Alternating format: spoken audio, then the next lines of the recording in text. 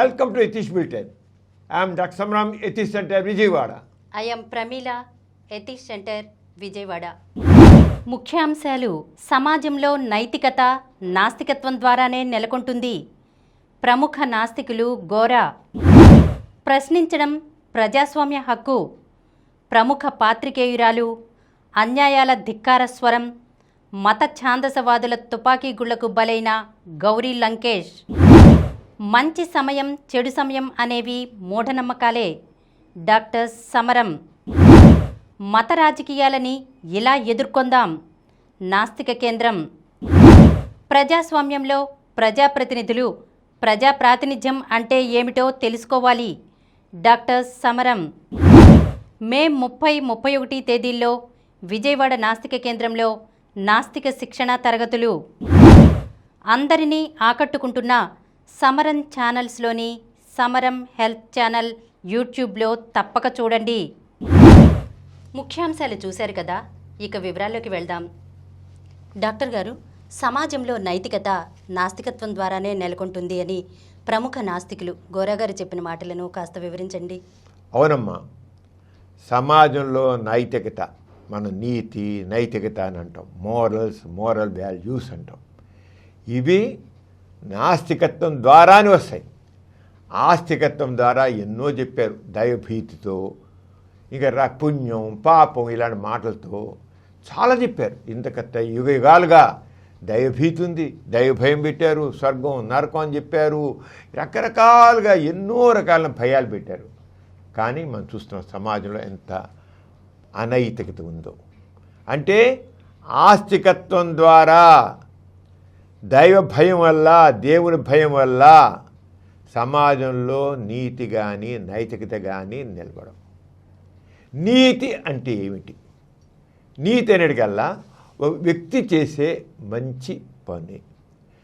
ఇప్పుడు మంచిగా మాట్లాడడం అనేది వ్యక్తిగా తన ప్రవర్తన, ఒకటి సహాయం చేయడం, వాళ్ళది ప్రేమగా మాట్లాడడం, నిజం చెప్పడం, మాట మీద నిలబడడం, ఇదంతా కూడా నీతి అంటాం. నేను నేరుకు వస్తాను అన్నానుకో, నేను రావాలి. నేను నీకు ఇస్తాను అనుకో, ఇవ్వాలి. నేను అబద్ధం చెప్పనంటే అబద్ధం చెప్పకుండానే ఉండాలి. నేను సత్యమే మాట్లాడాలి. అది నీతి. మనం చాలా నీతి కథలు చదువుకున్నాం చిన్నప్పటి నుంచి. అంటే ఒక వ్యక్తికి సంబంధించిన వరకు అతను మంచి ప్రవర్తన, మంచి పని, మంచి మాట, మంచి ప్రవర్తన, అది నీతి. మంచి ప్రవర్తన కావచ్చు, మంచి మాట కావచ్చు, ఏటి వాళ్ళతో తను వ్యవహరించే తీరు కావచ్చు, అది నీతి అంటాం. అది సమాజంలో నీతి వల్ల ఏమవుతుందంటే మానవ సంబంధాలు చక్కగా ఉంటాయి. ఇక మొరాలిటీ, అదే మోరల్. ఇంతమంది ఒక మనిషి మంచిగా మాట్లాడము, మంచిగా ఉండడము, మంచి ప్రవర్తన, అబద్ధాలు చెప్పకుండా ఉండడము, దొంగతనం చేయకుండా ఉండడము, మాట మీద నిలబడము, ఇదంతా నీతి. మనకు తెలుసు నీతి అని. నైతికత అంటే మొరాలిటీ. ఈ మొరాలిటీ అంటే ఏంటంటే సమాజంలో ఈ రకంగా ఉండాలి, మనుషులందరూ ఇలా ఉండాలి, మనుషుల మధ్య సంబంధాలు ఎలా ఉండాలి, ప్రేమ ఉండాలి, సహకారం ఉండాలి, సద్భావం ఉండాలి, ఒకరికి సహకరించుకోవాలి. ఇవన్నీ ఏంటి? నైతికత. ఒకళ్ళు సహాయం చేసుకోవాలి. ఎందుకంటే మన ఇద్దరి మధ్య చేసేటువంటి సరిపోదు. ఈ సమాజం అన్నటికల్లా, ఈ సంఘంలో మన అందరం కలిసి ఉంటాం. అంటే నేను ఒక్కడే సుఖంగా ఉంటే సరిపోదు, సమాజం అంతా సుఖంగా ఉండాలి. సమాజం అంతా సుఖంగా ఉండాలంటే కొన్ని నైతిక విలువలు ఉండాలి. అది నైతికత. సమాజం మొత్తం ఆ రకం వాటిని యాక్సెప్ట్ చేసింది, దాన్ని నైతికత అంటాం. అయితే ఇప్పుడు మనం చూసినట్లయితే ఈ నైతికత అనేది ముఖ్యంగా మనం చూసిన నైతికత మొరాలిటీ.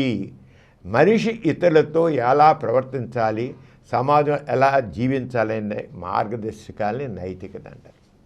ఏంటి? మనిషి ఇతరులతో ఎలా ప్రవర్తించాలి అంటే మంచిగా ఎలా ప్రవర్తించాలి, చెడుగా కాదు, మంచిగా ఎలా ప్రవర్తించాలి, సమాజంలో ఎలా జీవించాలి, మానవులందరూ కలిసి ఎలా సహాయిగా, సుఖంగా, సంఘీభావంతో ఎలా జీవించాలి, ఇది దీనికి సంబంధించిన మార్గదర్శకాలు ఉన్నాయే, వీటిని నైతికత అంటారు. అంటే నీతి, నైతికత. నీతి అనేది ఇది ఇండివిజువల్స్ మధ్య, నైతికత మొత్తం సమాజం అంతా యాక్సెప్ట్ చేసినట్టు మార్గదర్శక సూత్రాలు. అంటే నైతికతలో ముఖ్యమైన అంశాలు ఏంటి? నిజాయితీగా వ్యవహరించడం. మనిషి ఒక మాట అంటే ఆ మాట ప్రకారం మాట మీద నిలబడడం, నిజాయితీ. చెప్పింది చేయడం, చేసింది చెప్పడం.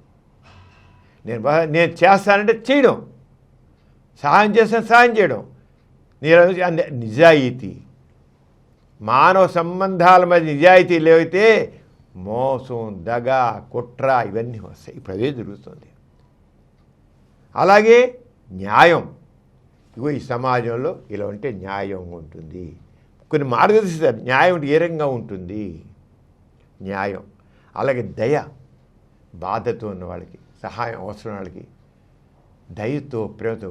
ఒక వికలాంగులు ఉన్నారు సహాయం చేయాలి, వృద్ధులను సహాయం చేయాలి, పిల్లలు ఉన్నారు సహాయం చేయాలి. దయతో ఉండాలి. దయ. ఇవన్నీ నైతిక సూత్రాలు. దాన్నే నైతికత అంటాం.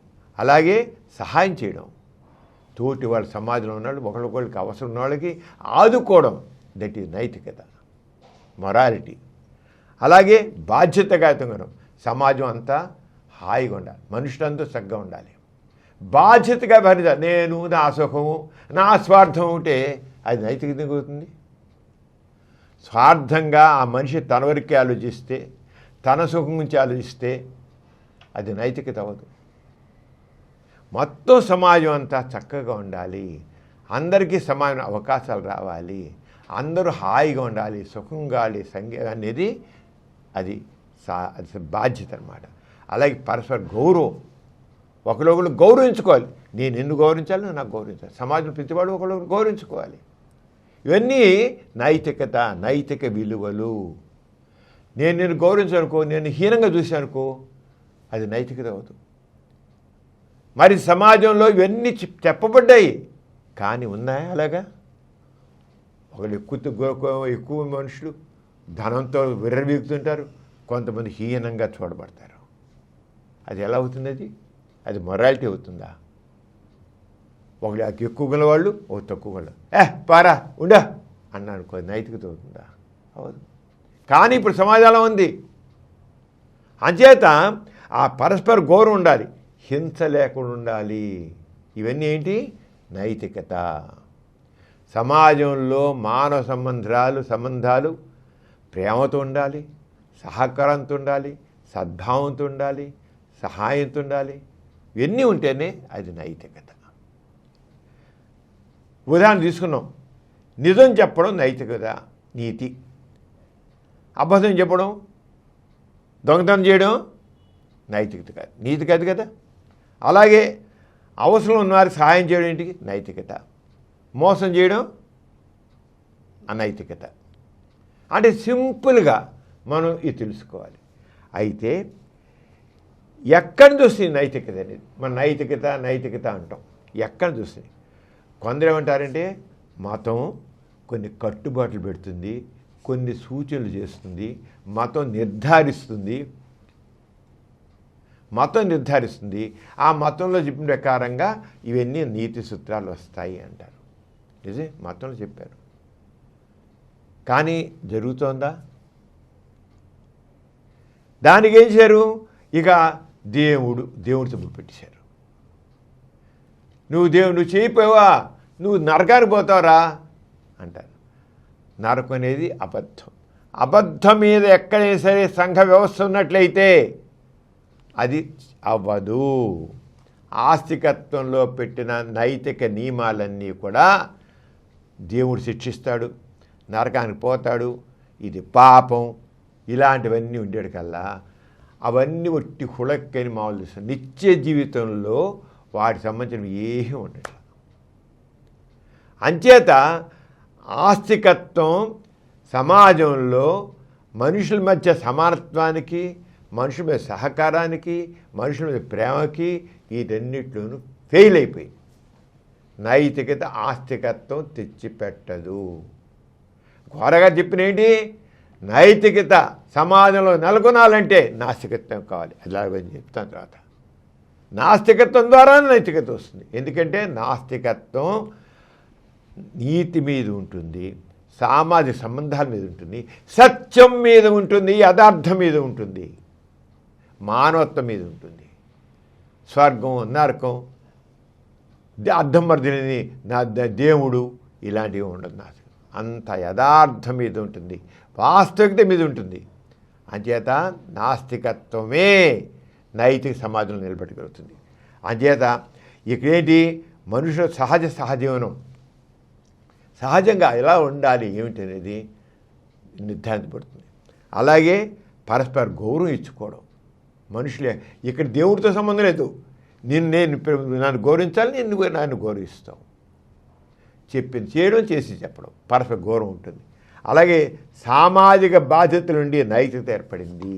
నైతికత అంతా కూడా అన్నమాట. ఆ రంగా సమాజంలో నైతిక ప్రాముఖ్యత ఏంటంటే, నైతికత లేకపోతే అవినీతి పెరుగుతుంది. ఇప్పుడు మన సమాజం చెప్పలేదు అవినీతి. కానేంటి, ఆస్తికత్వం ఏదైతే నైతికతని చెప్పిందో, నీతి సూత్రాలు చెప్పిందో అవన్నీ హుళక్కి యథార్థం మీద లేవు. నిత్య జీవితానికి సంబంధం లేని దేవుడితో ముడిపెట్టి, నరకంతో ముడిపెట్టి, పాపంతో ముడిపెట్టి అని చెప్పట్టి ఆస్తికత్వం సమాజంలో నీతిని కాపాడలేకపోతుంది. అలాగే హింస పెరుగుతుంది. ఒరేయ్ నువ్వు సరిగ్గా చూడాలిరా, లేకపోతే దేవుడిని నరకం పంపిస్తాడరా అంటాడు. ఆ నరకం అనేది ఏం వాస్తవం లేదు. దాంతో అవుతానే హింస, ద్వేషం, అసూయ ఇవన్నీ వస్తున్నాయి. అది ఆస్తికత్వం నీతిని నిలబెట్టడంలో అట్టర్ ఫెయిల్యూర్. అలాగే అన్యాయం ఎక్కువ అవుతుంది. నీతి లేకపోతే ఏమవుతుంది, నైతిక లేకపోతే అన్యాయం ఎక్కువ అవుతుంది. సమాజంలో ఒకరి మీద ఒకరి నమ్మకం తగ్గుతుంది. మనుషుల మధ్య ఉండాల్సిన నమ్మకం లేకుండా పోతుంది. నేను నమ్మను, నువ్వు నన్ను నమ్మవు. అంతే నైతికత ఉన్నప్పుడు ఏమవుతుంది, శాంతి ఉంటుంది, పరస్పర విశ్వాసం పెరుగుతుంది, సమాజం అభివృద్ధి చెందుతుంది, మానవత్వం బలపడుతుంది. అంచేత నైతికతని చెప్పేది ఏమంటే నీతి శాస్త్రం అంటారు. నీతి శాస్త్రం అంటే ఆ నీతి శాస్త్రం అనేది నాస్తికత్వం ద్వారానే సరిగ్గా అవుతుంది. ఆస్తికత్వం చెప్పే నీతి శాస్త్రం అర్థం పడుతుంది, దేవుడితో ముడిపెడుతుంది, పుణ్యం పాపం ముడిపెడుతుంది, స్వర్గం నరకంతో ముడిపెడుతుంది. అవన్నీ కూడా అబద్ధాలు. అబద్ధాలతో ఎప్పుడు ముడిపెట్టబడిందో అక్కడంతా అన్యాయము, అవినీతి ఉంటుంది. అంచేత గోరా గారి చెప్పే ప్రకారం ఏంటి, నిజమైన నైతికత దేవుడి భయంతో కాదు, సత్యము మానవ బాధ్యతతో నిలుస్తుంది. గోరా గారు చెప్పారు, నిజమైన నైతికత ఏదైతే నీతి అంటావో, ఏదైతే నైతిక అంటావో అది భయంతో కాదు. అక్కడ ఏమిటి, దేవుడి భయం. దేవుడు శిక్షిస్తాడు, నరకానికి పోతావు, దేవుడు శపిస్తాడు, వేరే అబద్ధాలు. అంచేత నిజమైన నైతికత దేవుడి భయంతో కాదు, సత్యం మీద, వాస్తవికత మీద, మానవ బాధ్యత. This is my responsibility. నువ్వు చేయాలి, నువ్వు ఎవడో కాదు, నువ్వు అలా ఉండాలి. ఉండబోది అవుతుంది. అంచేత ఈ రకంగా చేయడం మనిషి ఎందుకు నైతికంగా జీవించాలి మనం చాలా చెప్పుకున్నాం. నైతికత ఆస్తికత ఏమిటి, దేవుడు ఆజ్ఞాపించాడు కనుక దేవుడు ఆజ్ఞాపిస్తాడు. అంచేత దేవుడు చెప్పాడు ఇవన్నీ, ఈ నైతిక సూత్రాన్ని దేవుడు చెప్పాడు, నువ్వు ఆజ్ఞాప చేయమంటుంది ఆస్తికత్వం. ఇంకేముంటుంది, నువ్వు పాపం చేసావా, మోసం చేసావా, దగా చేసావా, నీకు శిక్ష పడుతుంది దేవుడు. ఎక్కడ, నరకంలో. నరకం ఇది అబద్ధం, ఎక్కడ ఉంది నీకు. అలాగే పుణ్యం చేస్తే నీకు ఫలితం ఉంటుందంటారు. ఫలితం ఏంటి, పుణ్యం పాపం తెలిసే కదా అది. అంతే నాస్తికత చెబుతుంది మనుషులు సమాజంలో కలిసి జీవిస్తున్నారు, కలిసి జీవించేవాడు మంచితనం, ఇద్దరి మీద మంచితనం ఏదంటే వాస్తవంగా ఉన్నది మాట. నాస్తికత ఏంటంటే వాస్తవంగా ఉండి వాస్తవిక ప్రవర్తన ఎలా ఉండాలో నాస్తికత చెబుతుంది. అక్కడ అబద్ధాలతో నిలబెడుతుంది. ఆస్తికత్వం అబద్ధాలతో నీతి నిలబెట్టడానికి ప్రయత్నం చేస్తుంది. అబద్ధాలు హొళక్కని జనాలకు అర్థమైపోతుంది. చేత ఎవడి స్వార్థం ప్రకారం అంటాడు, ఎవడి చేయాలో అది చేసిపోతుంటాడు. నాస్తికత్వం సమాజంలో కలిసి వాస్తవికత మీద ఉంటుంది. అంతేకాకంటే కూడా సహకారం లేకుండా సమాజం నడవదు కనుక సహకారం చేస్తుంది. సత్యం మరియు న్యాయం మానవ జీవితాన్ని మెరుగుపరుస్తాయి, నాస్తికత జీవితం. అంచేత నైతికలు ఇంకా నాస్తికత ఏం చెబుతుందంటే ఆ నైతికత కదా ముందు వాళ్ళు ఆత్మవిశ్వాసం పెరుగుతుంది. నైతికత వల్ల ఆత్మవిశ్వాసం, నేను చేయగలను, నేను చెప్తాను, నేను నిలబడతాను మాట మీద ఆత్మవిశ్వాసం పెరుగుతుంది. అది మానవ బాధ్యతగా తీసుకుంటాడు. తన బాధ్యత తోటి వాడికి తోడ్పడడం నా బాధ్యత అంటాడు. అక్కడేంటి తోటిగా తోడ్పడడం మోక్షం పుణ్యం అని. ఆస్తికత్వంలో పుణ్యం మోక్షం ఇలాంటి భావనలు. అలా కాదు, దిస్ ఈజ్ మై రెస్పాన్సిబిలిటీ, డైరెక్ట్గా ఉంటుంది. అలాగే సమానత్వం అనేది కాపాల్సిన బాధ్యత నాది, వ్యక్తి మీద ఉంటుంది అంతా. అక్కడ సమానత్వం కావాలంటే దేవుడిని స్వర్గాన్ని తీసుకెళ్తాడు, మోక్షం వస్తుంది, దేవుడికి ఎక్కడ తీసుకెళ్ళి సింహాసనం కూర్చోబెడతాడు. ఇది అలా కాదు, దిస్ ఈజ్ యువర్ రెస్పాన్సిబిలిటీ. నాస్తికత్వం డైరెక్ట్గా ఇక్కడ నువ్వు ఇలా చేయాలి, ఇలా ఉండాలి, దీన్ని బాధ్యత అని చెబుతున్నమాట. శాస్త్రీయ ఏది నిజం, ఏది ఎందుకు, ఏమిటి, ఎలా. శాస్త్రీయ పదంతో సైంటిఫిక్ టెంపర్తో ఉంటుంది నాస్తికత్వంలో మొరాలిటీ అనేది, నైతికత అనేది. ఎందుకు చేయాలి, అలాగా ఎందుకు నేను చేయాలి, నేను నీతో మంచిగా ఉంటే నాకు నీ నుంచి మైండ్ వస్తుంది. ఒక వ్యక్తి ఒకటి చెంపకాయ కుట్టాడుకో, ఆ రెండో అడుగుకుంటాడా లాగి నిమ్మకాయ కొడతాడు. నువ్వు మంచి చేసావుకో నీకు వాడు సహకారం ఇస్తాడు, అంతే కదా. అంచేత రెసిప్రోకల్, నాస్తికత్వంలో రెసిప్రోకల్, ఆస్తికత్వంలో రెసిప్రోకల్ ఉండదు. అంతే సమానత్వం కోసం శాస్త్రీయ మూఢనమ్మకాల నుండి విముక్తి కలుగుతుంది. అంతే గోరా గారు ఏం చెప్పారు, భయంతో వచ్చే నైతికత బలహీనమైనది. నువ్వు దేవుడి భయంతో పెట్టావుకో ఆ నైతికత స్థిరంగా ఉండదు. గోరా గారు చెప్పారు, భయంతో నువ్వు ఏ నీతిని నిలబెట్టాలనుకుంటున్నావో ఆ భయంతో నీతి నిలబడదు. దేవుడు చంపిస్తాడు భయం, నరకానికి పోతాడు భయం. ఇలాంటివన్నీ కూడా నీకు ఎన్ని భయంతో పెట్టి ఏది ఉండదు. గొర్రె భయంతో వచ్చే నైతికత బలహీనది, అవగాహనతో వచ్చే నైతికత బలమైనది. This is your responsibility. నీ సమాజంలో ఉన్న వ్యక్తిగా నీ బాధ్యత. చెబితే అక్కడ సమాజం చెక్ చేస్తుంది.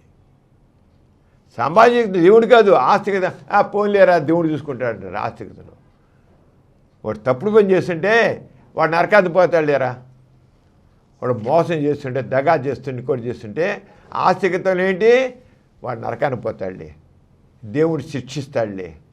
ఇది ఆస్తికత్వం. నాస్తికత్వం అలా కాదు, ఇక్కడే ఉంటుంది, ఈ సమాజంలో ఉంటుంది. అందుకని నాస్తికత్వంలో నైతికత అనేది స్థిరంగా బలంగా చక్కగా ఉంటుంది. ఇక్కడే చెక్ చేయబడు, తోటి మనిషి చెక్ చేస్తాడు. ఇక్కడ అలాగే ఆస్తికుడు వాడు దోచుకుంటుంటే, దొంగిలిస్తుంటే, దొంగ మాట చెబుతుంటే, దగా పనులు చేస్తుంటే తెలిసిండు కూడా వాడు దేవుడు శిక్షిస్తాడు లేరా, మనకెందుకు. ఇర్రెస్పాన్సిబిలిటీ ఆస్తికత్వంలో. నాస్తికత్వంలా కాదు, నువ్వు ఇలా చేయడానికి వీల్లేదు, ఇలా చేయడానికి వీల్లేదు అంటుంది వెంటనే చెక్ చేస్తాడు వాడు. ఇది తప్పు అంటాడు. దీని ప్రకారం సామాజిక నీతి ప్రకారంగా నువ్వు చేసే తప్పని అక్కడ వెంట చేయడానికి అలాగే ఆశలు కదా, దేవుడు చూసుకుంటాడులే, నరకానికి పోతాడులే, మనకెందుకులే. అలా ఉంటే సమాజం ఎలా ఉంటుంది. అందుకే నాస్తిక వ్యవస్థలో నైతికత చక్కగా నిలబడుతుంది. అంచేత నరక భయంతో తప్పు చేయకపోవడం నిజమైన నైతికత. నరక భయం ఉండదు కదా, సమాజం ఉంటుంది. అలాగే మనుషులకు హాని కాబట్టి తప్పు చేయకపోవడం నిజమైన నైతికత. మనుషులకు హాని కాబట్టి ఇలా దొరుకుతుందని తప్పు చేయకూడదు. వాడు ముందే ఇది చేసే తగ్గుతుంది. అంచేత వాడు నిలబడతాడు, చూసుకునేలా కాదు. అంచేత దేవుడి భయం నైతికని ఎలా నిలబెట్టుకుపోయిందంటే మనం తీసుకున్నట్లయితే నిజంగా దేవుడి భయమే దైవభీతే సమాజంలో నీతి నిలబెట్టేట్లయితే ఇంత కుల వివక్షత ఉండే కాదు. ఒక అగ్ర కులస్తుడు తక్కువ కులస్తుల వాళ్ళని ఎందుకు ఇంత నీచంగా చూశాడు, ఎందుకు మానసికంగా బాధ పెట్టాడు. ఆస్తికత్వంలో ఈ కుల వివక్షత కానీ ఇలా కుల వివక్షత వచ్చిండే కాదు, మత యుద్ధాలు జరిగిండో కాదు. దేవుడు క్షమించాడంటే మత యుద్ధాలు జరుగుతాయి. దైవభీతి పుట్టింది. దైవభీతి ద్వారా సమాజంలో నీతి నిలవదు, స్వర్గం నరకం ద్వారా నీతి నిలవదు. అలాగే అంటరాంతనం, తోటి మనిషి మనలాంటి మనిషిని అంటరాని వాడిగా చూడడం అస్పృశ్యత. అది నైతికత ఎలా అవుతుంది? అందరూ ఒకటేలా పుడతారు కదా, వాడు పుట్టుకుదని అంటరాని వాడిగా చూస్తారా? ఏంటి అంటరాందనం? మహిళలపై అవినీతి, అణిచివేత, మహిళలు అణిచివేశారు. ఇదే నైతికత. మనిషి ఆడదాన్ని అణిచిపెట్టి ఇంతకాలం ఇప్పుడు మనకి ఇంతకాలం ఇప్పుడు ఆడవాళ్ళ యొక్క స్వేచ్ఛ పూర్వకం ఏంటి? ఇంట్లో బంధించారు స్వేచ్ఛ లేని మనిషిగా. నైతికత ఎక్కడ? అలాగే మతం పేరుతో హింస జరిగింది. అంచేత ఆస్తికత్వం ద్వారా లేదు. దేవుణ్ణి నమ్మడం మా నైతికత హామీ కాదు. ప్రార్థన చేసే వాళ్ళు కూడా ప్రార్థన చేస్తారు, భజనలు చేస్తారు దేవుని పేర్లు. కానీ తిరుపతి దేవాలయానికి తిరుపతి వెంకటేశ్వర టెంపుల్ వెళ్ళి బంగారు కిరీటాలు పెడతారు, అన్నీ చేస్తారు. కానీ ఎంత మోసం చేస్తారు వాళ్ళు. అది నైతికత. ఎంత మోసం చేస్తారు, దగా చేస్తారు. అక్కడ దేవుడు మాత్రం హుండీలో వాళ్ళ లక్షలు కోట్లు వేస్తే వేయచ్చు, దేవుడు క్షమించాలి. నిజంగా నైతికత ఎలా చేయగలుగుతాడు? అత్యక్త. అంచేత ప్రార్థన చేసేవాళ్ళు కూడా అవినీతి ఉంది, మోసం ఉంది, హింస ఉంది. అది నాస్తికత్వం ప్రకారంగా భయం తాత్కాలిక, ఏదో దేవుని భయం కొంత తాత్కాలిక మొట్టమొదటి కొంత మొదటి ఉందేమో, కానీ ఇప్పుడు మాత్రం కాదు. దైవ భయం ఏమాత్రం కూడా సమాజంలో నీతిని నిలబెట్టదు. ఈ ముఖ్యంగా చెప్పామంటే సమాజంలో నీతి నిలబడాలంటే దైవభీతి పనిచేయదు, దైవభావం పనిచేయదు, దైవ సూత్రాలు పనిచేయవు, స్వర్గం నరకం అనే పనిచేయవు. ఇవన్నీ ఒట్టిది, హుళక్కి, విమర్శం. నీకు మా బాధ్యత కంటే అంటే సత్య ఆధారితంగా సమాజం ఉండాలి. ఏ సత్యం నాస్తికత ఏంటి? శాస్త్రీయాలను గౌరవిస్తుంది, ఆధారణ పరిశీలన ఉంటుంది, ప్రశ్నించే స్వేచ్ఛ ఇస్తుంది. ఏట్రా నువ్వు ఈయన చెప్పే కబుర్లు ఏంటి అంటే అడుగుతుంది నాస్తికత్వం. సమానత్వం నీచంగా చూస్తున్నాండి, తక్కువ చూస్తున్నాండి, వెంట చెక్ ఉంటుంది నాస్తికత్వంలో. ఆస్తికత్వం చెక్ దేవుడు చూసుకుంటాడులే, వాడు నరకానికి పోతాడులే, నరకానికి పోతాడు, దేవుడు శిక్షిస్తాడు. ఇదేం ఉండదు. అలాగే సమానతను పెంపొందిస్తుంది, దోపిడీని తగ్గిస్తుంది. అలాంటి సమాజంలో నైతిక భయంతో కాదు, చైతన్యం వస్తుంది. అంచేత దీన్ని చూసినట్లయితే ఈ రంగ సమాజంలో నైతికత పెంపొందడానికి బాబాసాహెబ్ అంబేద్కర్ కానీ, జవహర్లాల్ నెహ్రూ కానీ, పెరియార్ వివి రామస్వామి గారు కానీ, గోరా లాంటి వాళ్ళు ఎంతో శాస్త్రీయ పదాన్ని ప్రాముఖ్యత. సైంటిఫిక్ టెంపర్, సైంటిఫిక్ ఏది నిజం ఏది కాదు, scientific knowledge and scientific temper ద్వారా వాళ్ళు దాన్ని ఎంతో నిలిపారు. శాస్త్రీయపదం ఉంటేనే స్వర్గం నరకం, నిజంగా స్వర్గం దేవుడు ఉన్నాడా అని చెప్పి ప్రశ్నించడం, ఆధారాలు చూడడం, నిజాలను అంగీకరించడం అని చెప్పి సైంటిఫిక్ టెంపర్ ద్వారానే అది మూఢనమ్మకాలు తొలగించడం. ద్వేషం ఇప్పటికీ చేసాం, అంత ద్వేషాలు లేకుండా మానవ సంక్షేమం పెంచుతుంది. నాస్తికత్వంతో మానవ బాధ్యత పెరుగుతుంది. నాస్తికత్వం ద్వారా నైతికత వస్తుందని గోరా గారు అన్నారు కదా. ఎలా వస్తుంది అంటే నాస్తికత్వంలో వాస్తవికత, సంఘ దృష్టి, వ్యక్తి గౌరవం, దాని ద్వారా బాధ్యత పెరుగుతుంది. నాస్తికత ప్రకారం సమస్యలు దేవుడు లేదా విధిని కారణం చేయడం ఉండదు. నాస్తికత ప్రకారం సమస్యలు ఏదో విధి ప్రకారం ఉంటుందిలే, ఎలా ఉండదు. మనుషుల పరిష్కారాలు కనుక్కుంటారు. నాస్తికులు నైతిక ద్వారా పేదరికం, రోగాలు, అసమానతలు, అవినీతి తొలగడానికి ఏం చేస్తారంటే, ఎలా పోతాయి పేదరికం, ఎలా పోతుంది ఈ రోగాలు, ఈ అసమానత ఎలా పోతుంది, ఈ అవినీతి ఎలా పోతుందంటే విద్య, విజ్ఞానం, సామాజిక న్యాయం, ప్రజా సంస్కరణ ద్వారా మార్పు తీసుకొస్తారు. నైతికత ఎలా వస్తుంది? మనుషులకి శాస్త్రీయ విద్య ఎడ్యుకేషన్ వచ్చినట్లయితే సైంటిఫిక్ నాలెడ్జ్ సైంటిఫిక్ అప్పుడు వస్తుంది, సరిగ్గా ఆలోచన వస్తుంది.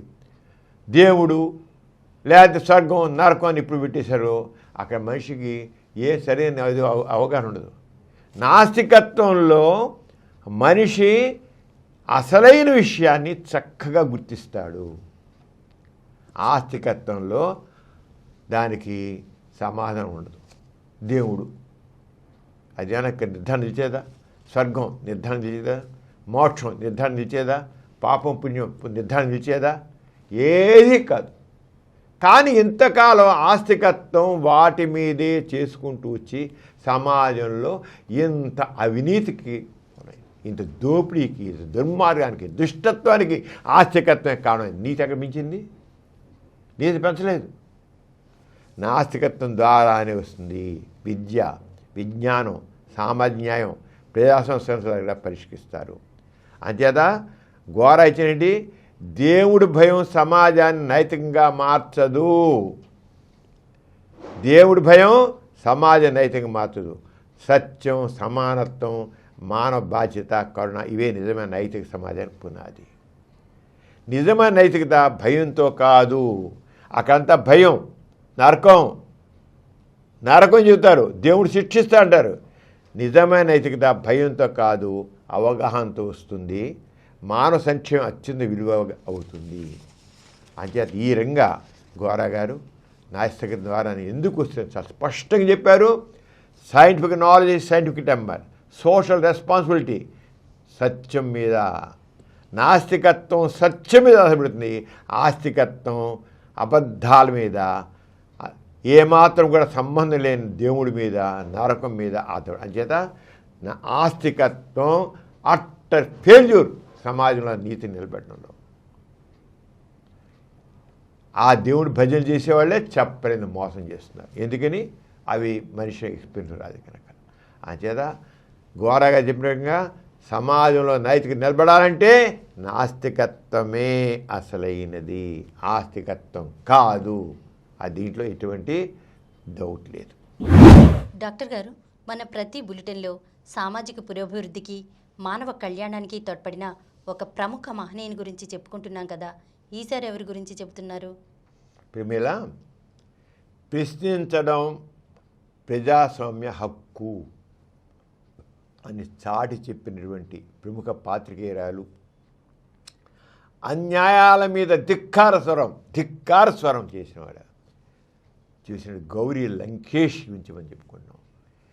అన్యాయాల మీద ధిక్కార స్వరం పెట్టాడు కల్లా అదిరిపోయారు జనం, ముఖ్యంగా మతవాదులు. చివరికి ఆవిడ తుపాకుళ్ళకి ఆవిడ ప్రాణం తీశారు. అన్యాయాల మీద ఆవిడ ధిక్కార స్వరం పెట్టినందుకు. ఆవిడ గౌరీ లంకేష్ గురించి ఇవాళ మనం తెలుసుకుందాం. ఈమె గౌరీ లంకేష్ భారతదేశం ప్రముఖ పాత్రికేయురాలు, రచయిత్రి, సామాజిక ఉద్యమకారిణి. ముఖ్యంగా కర్ణాటకలో ప్రజాస్వామ్యం, లౌకికవాదం, మహిళా హక్కులు, కుల వ్యవస్థ వ్యతిరేకత, మూఢనమ్మకాల నిర్మూలన వంటి అంశాలపై ధైర్యంగా పోరాడారు. ప్రజాస్వామ్యం కావాలి, ప్రజాస్వామ్యం బలపడాలంటే ధైర్యంగా మనం చెప్పగలగాలి, తప్పుగా చెప్పగలగాలి. ప్రజా చైతన్యం కావాలి. ఆ ప్రజాస్వామ్య చైతన్యం తీసుకురావాలి, ప్రశ్నించే గుణాన్ని తీసుకురావాలి. ఆధిపత్యం మీద ప్రశ్నించే గుణం తీసుకురావాలి అనేసి చేసింది. అలాగే సెక్యులర్ స్టేట్లాగా ఉండాలి, కానీ ఈ మతవాద రాజకీయాలు పనికిరావు. భారతదేశం సెక్యులర్ స్టేట్, మత ప్రమేయం లేనటువంటి రాజ్యం. కానీ చూస్తున్నాం, ఈ రోజుకి చూస్తున్నాం, మతాన్ని జొప్పించేస్తున్నారు. రాజకీయాల్లోకి మతాన్ని జొప్పించేసి తక్కిన మతం ఎవరైతే మైనారిటీ వర్గాలు ఉన్నాయో వాళ్ళ కొరకైనా ఇన్సెక్యూరిటీని తీసిపెడుతున్నారు. ఇన్సెక్యూరిటీ ఏంటి? దేశం మంది కాదా? నిన్న మొదటిదాకా వాళ్ళు భారతీయులు అనుకున్నారు. ఇప్పుడు మనం భారతదేశంలో ఉండే మనుషులం కాదా? మనం ఉండలేమా ఇక్కడ? ఎలా కుదురుతుంది? ఒక సెక్యులర్ స్టేట్లో అందరూ భారతీయులే అనే చోట మేము అధిక సంఖ్యాకుల మతం వాళ్ళ మేము అని చెప్పి మైనార్టీ మతస్థుల్ని నోరు మూసుకున్నాడు రా, లేకపోతే పుండ్రేకించి అంటారు. ఎవరు వీళ్ళు అన్నాకి? The secular state, all are equal. అలా దాని విషయంలో గౌరీ లంకేష్ చాలా గట్టిగా పోరాడింది. మహిళా హక్కులు, మహిళా సాధికారత దీని గురించి పోరాడింది. కుల వ్యవస్థ, అసలు కుల వ్యవస్థ పోతే తప్ప ఈ సమాజం బాగుపడదు, మనుషులు బాగుపడని కుల వ్యవస్థ మీద తిరుగుబాటు చేసింది ఆవిడ. మూఢనమ్మకాలను కూడా నిర్మూలన జరగాలి. ఈ మూఢనమ్మకాలను జీవించి అంతా మతం పెంచి పోషిస్తోంది మూఢనమ్మకాలని. ఈ ప్రభుత్వ వ్యవస్థ పెంచి పోషిస్తోంది అని గట్టిగా పోరాడింది. అలా ధైర్యంగా పోరాడి నిజం కోసం భయపడకుండా మాట్లాడే జర్నలిస్ట్గా ఆమెకి దేశవ్యాప్తంగా గుర్తింపు వచ్చింది. నిజం కాదా అని అంటుంది. నేను చెప్పే నిజం కాదా అని ప్రశ్నించి చెప్పింది వాళ్ళని పెద్దాన్ని. ఆవిడ గౌరీ లంకేష్ 1962 జనవరి 29 బెంగళూరులో జన్మించారు. 1962 జనవరి 29. ఆమె తండ్రి పి లంకేష్, ఆయన ప్రముఖ కన్నడ రచయిత, జర్నలిస్టు. తండ్రి కూడా జర్నలిస్టే. ఆయన స్థాపించిన లంకేష్ పత్రిక, పేరు లంకేష్ పత్రిక అని ఉండేది. అది వారపత్రిక అన్నమాట. కర్ణాటకలో చాలా పాపులర్ అయింది. ఆయన కూడా జర్నలిస్టే కదా, ఆయన కూడా మార్పు భావాలు ఉన్నాయి. లంకేష్ పత్రిక అని పత్రిక పేరు లంకేష్ పత్రిక అని చేశారు.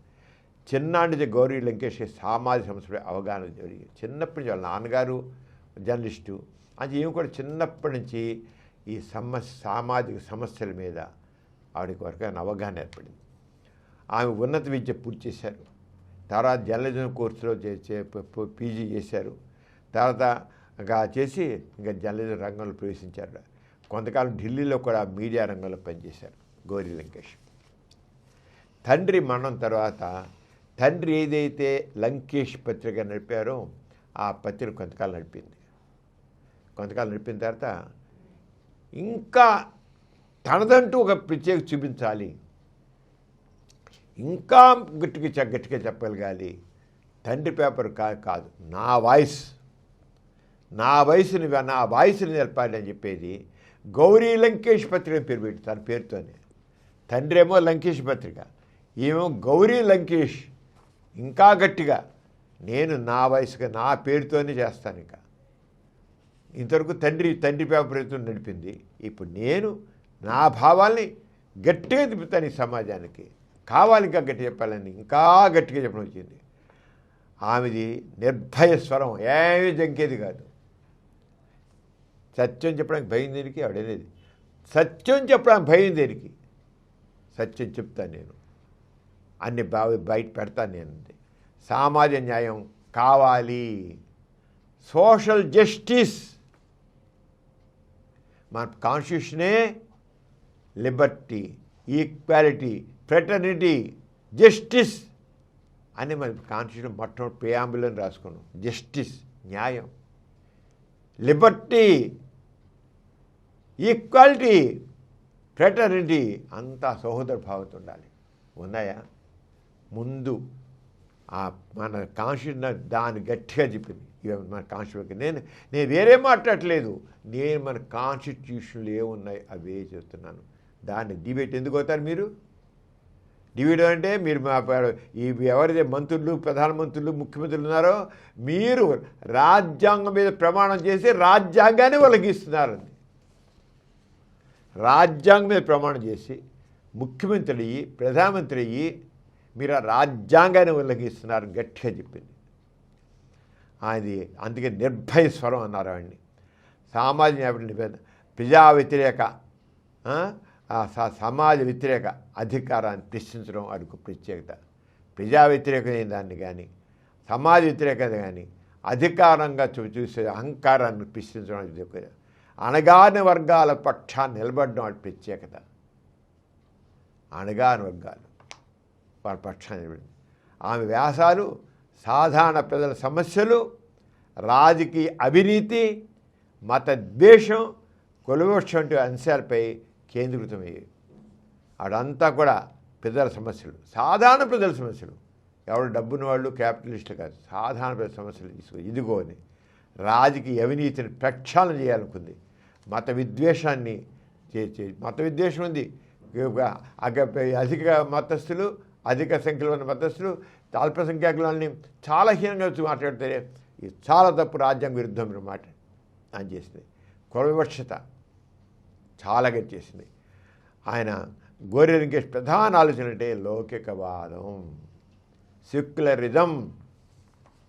ఆ సెక్యులరిజానికి గట్టిగా బాగా కట్టుబడింది. దాంట్లో భారతదేశం అన్ని మతాల వారిది, ఒక మతం అది కాదు.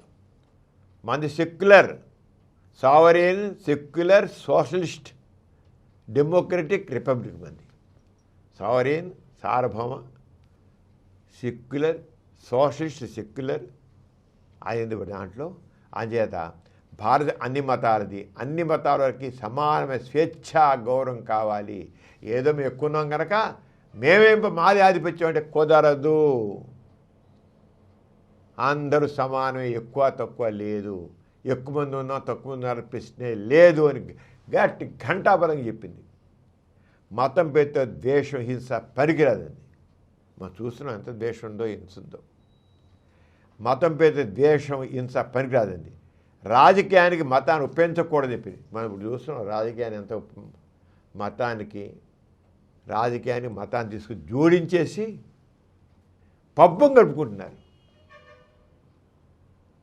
రాజకీయానికి మతాన్ని జోడించి జనాల్లో మత పిచ్చిని రెచ్చగొట్టి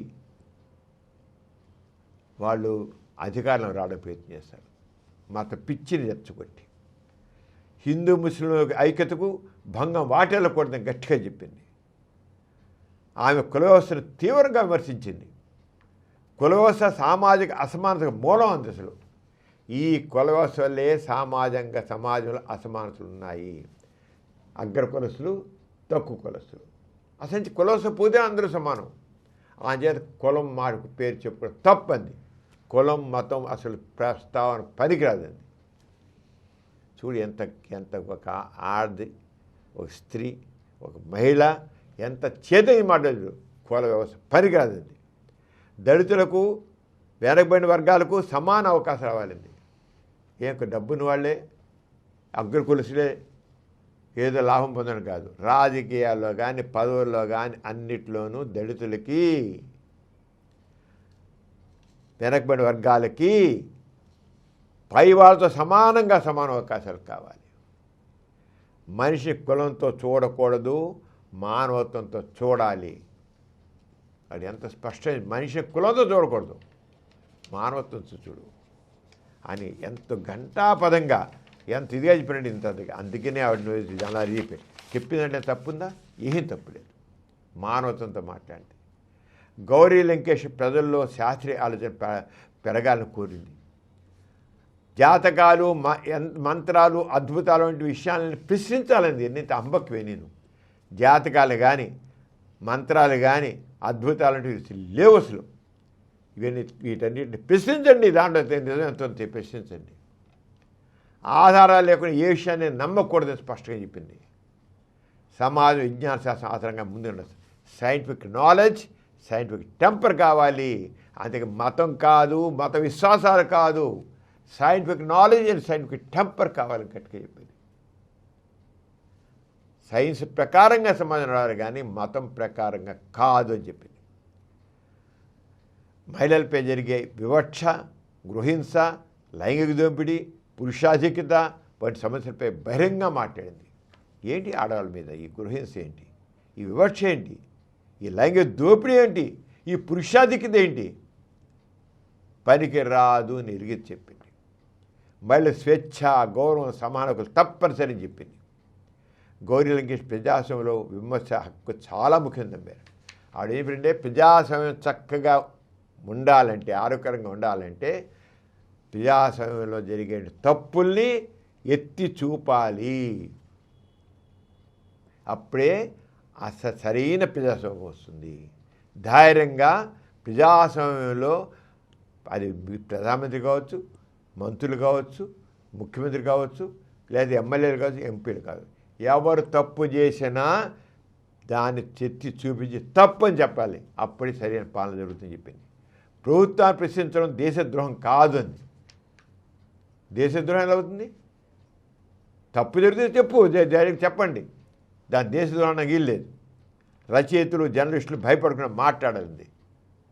వీళ్ళు రాసే సామర్థ్యం, చెప్పే సామర్థ్యం ఉంది, చెప్పండి ధైర్యంగా. రచయితలు జర్నలిస్టులు భయపడి మాట్లాడాలి. విభిన్న అభిప్రాయాలు గౌరవించాలి. తక్క అభిప్రాయం కూడా గౌరవించండి. మీ ప్రకారం కూడా చెప్పేవాడేనండి ఎదుటి వాళ్ళ అభిప్రాయం కూడా. ఇక ఆమె దళిత ఉద్యమాలు, మహిళా ఉద్యమాలు, మానవ హక్కుల ఉద్యమాలు, హేతువాద ఉద్యమాలకు మద్దతు ఇచ్చారు ధైర్యంగా. కావాలి ఉద్యమాలు, దళిత ఉద్యమాలు కావాలి, దళిత అభ్యుదయం కావాలి, మానవ హక్కుల ఉద్యమం కావాలి, హ్యూమన్ రైట్స్, హేతువాద ఉద్యమాలు కావాలి.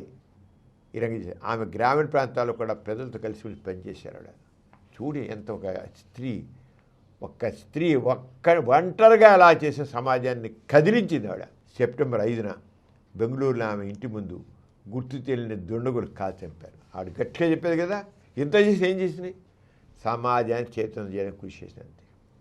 తప్పుని ఎత్తి చూపించింది, సమానతను చాటింది, న్యాయాన్ని అడిగింది. న్యాయం అడగడం తప్పు అయిపోయింది. తప్పు ఎప్పించడం తప్పించింది. ప్రభుత్వం ఎలా ఉండాలి చెప్పడం తప్పు అయిపోయింది. అది చివరికి దుండగులు వచ్చి గౌరీల కర్ణాటకలో నరేంద్ర దబోలు కానీ, పన్సారిని కానీ, గౌరీ లంకేష్ కానీ వీళ్ళందరినీ ఒకటే రకంగా చంపారు. నరేంద్ర దబోల్కర్ హేతువాది, humanist, Maharashtra. Pansare humanist, Gauri Lankesh humanist. ఇలా అందరినీ ఒకటే రంగా పైకి మీరు రావడం, కాల్చేయడం, వెళ్ళిపోవడం. అంటే ఎక్కడైనా ఈ ఒకటే అనమాట. ఈ రోజులకు ఈ హత్యల్లో ఒక్కరు కూడా అరెస్ట్ చేయాలి ప్రభుత్వం. అంటే ప్రభుత్వ ప్రోత్సాహం ఉందన్నమాట. అనుకోవాలి తప్పకుండా. ఒక్కరు కూడా ప్రభుత్వం అంత పనికిరాకుండా ఉందా? ఒకదాంట్లో 3 ఇన్ని హత్యలు జరిగినా ఒక్కదాంట్లో ఒకరిని పట్టుకోలేకపోయారే. అంటే ప్రభుత్వం ప్రోత్సహించింది. ప్రభుత్వం ఎంత ఉంటుందో అర్థమవుతుందన్నమాట. ఆమె హత్య తర్వాత పత్రికా స్వేచ్ఛ, భావ ప్రకటన హక్కు, అసహనం పెరుగుదల వంటి అంశాలపై దేశవ్యాప్తంగా చర్చ జరిగింది. మరి ఇంత ఘోరంగా చంపారు. పత్రికా స్వేచ్ఛ ఏది, భావ ప్రకటన హక్కు ఏది, అసహనం ఇదంతా ఆయన గట్టిగా చెప్పారు. ఈరోజు గౌరీ లంకేష్ను అనేక మంది ధైర్యవంతమైన జర్నలిస్టుగా, హేతువాద స్వరంగా, లౌకికవాద పోరాట యోధురాలుగా, ప్రజాస్వామ్య పరిరక్షకురాలుగా గుర్తుంచుకుంటున్నారు. ఆమె జీవితం చాలామందికి ఒక సందేశం ఇస్తుంది. సత్యం కోసం మాట్లాడడానికి ధైర్యం అవసరం గట్టిగా చెప్పారు. ధైర్యంగా చెప్పండి సత్యం కోసం. గౌరీ లంకేష్ చెప్పిన ముఖ్య సందేశాలు అంటే మానవత్వమే గొప్ప మతం, ఇంకే మతం కాదు. హిందూ మతం, ముస్లిం మతం, క్రిస్టియానిటీ కాదు. మానవత్వమే గొప్ప మతం. ప్రశ్నించడం ప్రజాస్వామ్య హక్కు. ప్రజాస్వామ్యంలో ఇది ఎందుకు ఇలా జరుగుతోంది అని ప్రశ్నించే హక్కు ప్రజాస్వామ్య హక్కు. మూఢనమ్మకాల సమాజం వెనకలు అవుతాయి. మూఢనమ్మకాలు తొలగాలి. కుల మతాల కంటే మనిషి విలువ ముఖ్యమైనది. కులాలు మతాలు మనిషిని లెక్క కట్టి విలువ ఇవ్వకండి. కుల మతాల కంటే మనిషి విలువ ముఖ్యమైనది. సమానతం లేకుండా నిజమైన స్వేచ్ఛ రాదు. సమాజం సమానతం కావాలి. అప్పుడే సరైన స్వేచ్ఛ. ఈ రంగా చాటి చెప్పింది గౌరీ లంకేష్. అది సరైన ఒక నిజమైన జర్నలిస్ట్ అంటే స్వేచ్ఛ కోసం, సమానత్వం కోసం, న్యాయం కోసం పోరాడిన ధైర్యశాలి గౌరీ లంకేష్.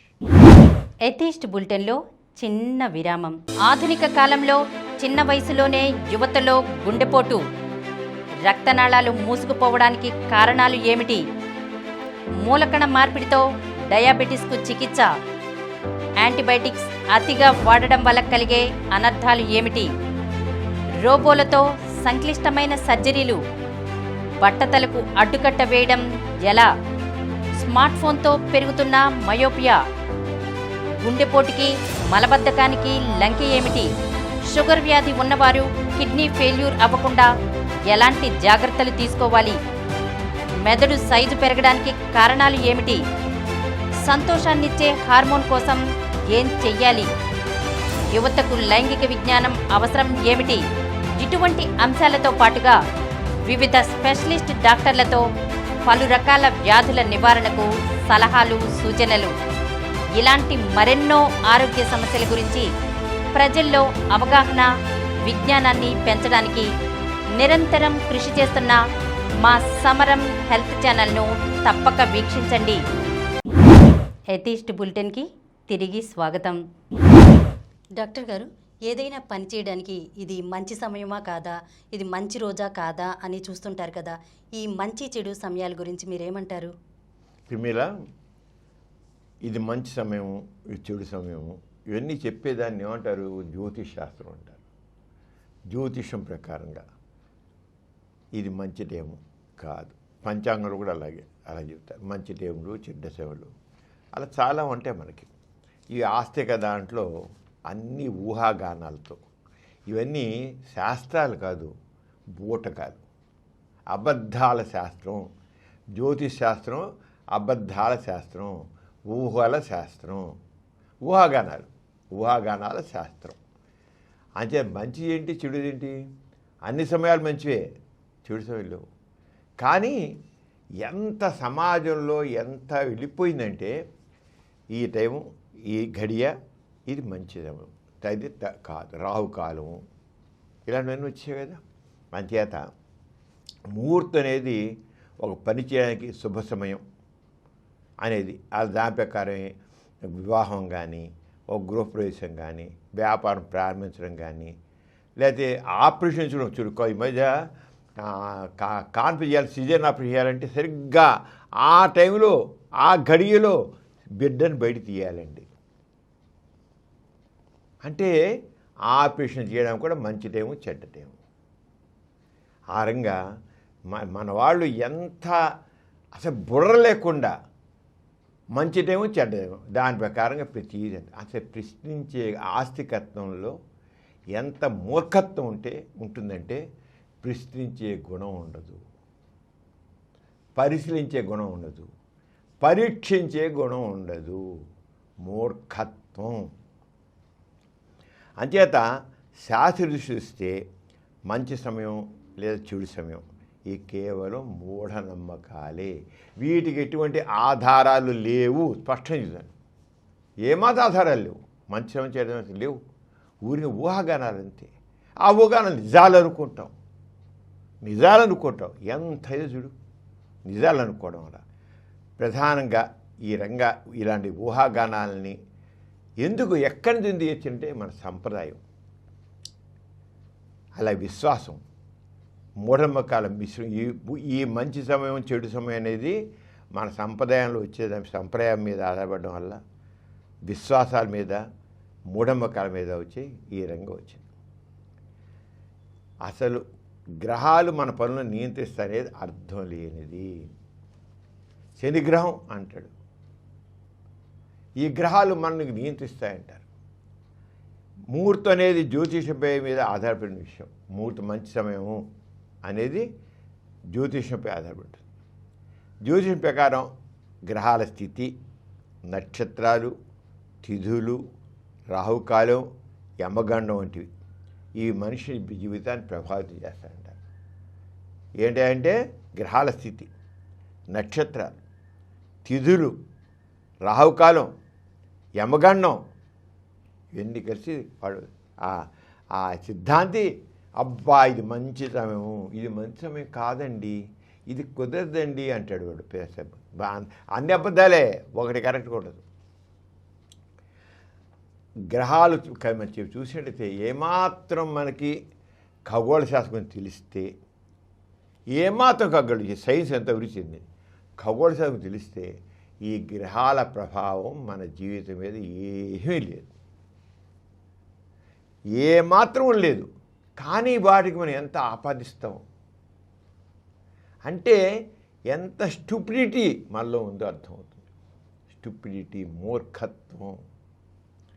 గ్రహాల చాలా దూరంలో ఉంటాయి. సైన్స్ ప్రకారం గురుత్వాకర్షణ ప్రభావం మన జన్మ మీద లేదా పనుల మీద ఏమాత్రం ప్రభావం చూపవు. ఈ గ్రహాల ప్రభావం మన పుట్టిన మీద కానీ, మనం చేసే పనుల మీద కానీ దేని మీద ప్రభావం చూపిస్తుంది. సైన్స్, మనం ఇప్పుడు సైన్స్ యుగంలో ఉన్నాం. ఈ సైన్స్ వాళ్ళు చెప్పమను, ప్రతి సైన్స్ ప్రకారం చూస్తాం కదా. ఇప్పుడు వెదర్ ఫోర్కాస్ట్ ఉంది, చాలా వరకు రేపు వర్షం కురుస్తుంది, పాలన చోట కురుచుకుంది, ఇంత ఎండ వస్తుంటే ఉంటుంది. ఎంత సైన్స్ డెవలప్ అయిపోయింది. అంత ఇదిగా ఉన్న రోజుల్లో ఇంకా గ్రహాలు ఏవి అసలు ప్రభావం లేకపోయినా వాడు రాహుకేతువులు లేకపోయినా రాహుకేతువులను వాడినాం. అసలు రాహుకేతువులు గ్రహాలే లేవు అంటే ఎంత మూర్ఖత్వం, ఎంత మూర్ఖత్వం. ఇలా చాలా చూస్తున్న శబ్దాలు, ఆ పదాలను ఉపయోగించాల్సి వస్తుంది.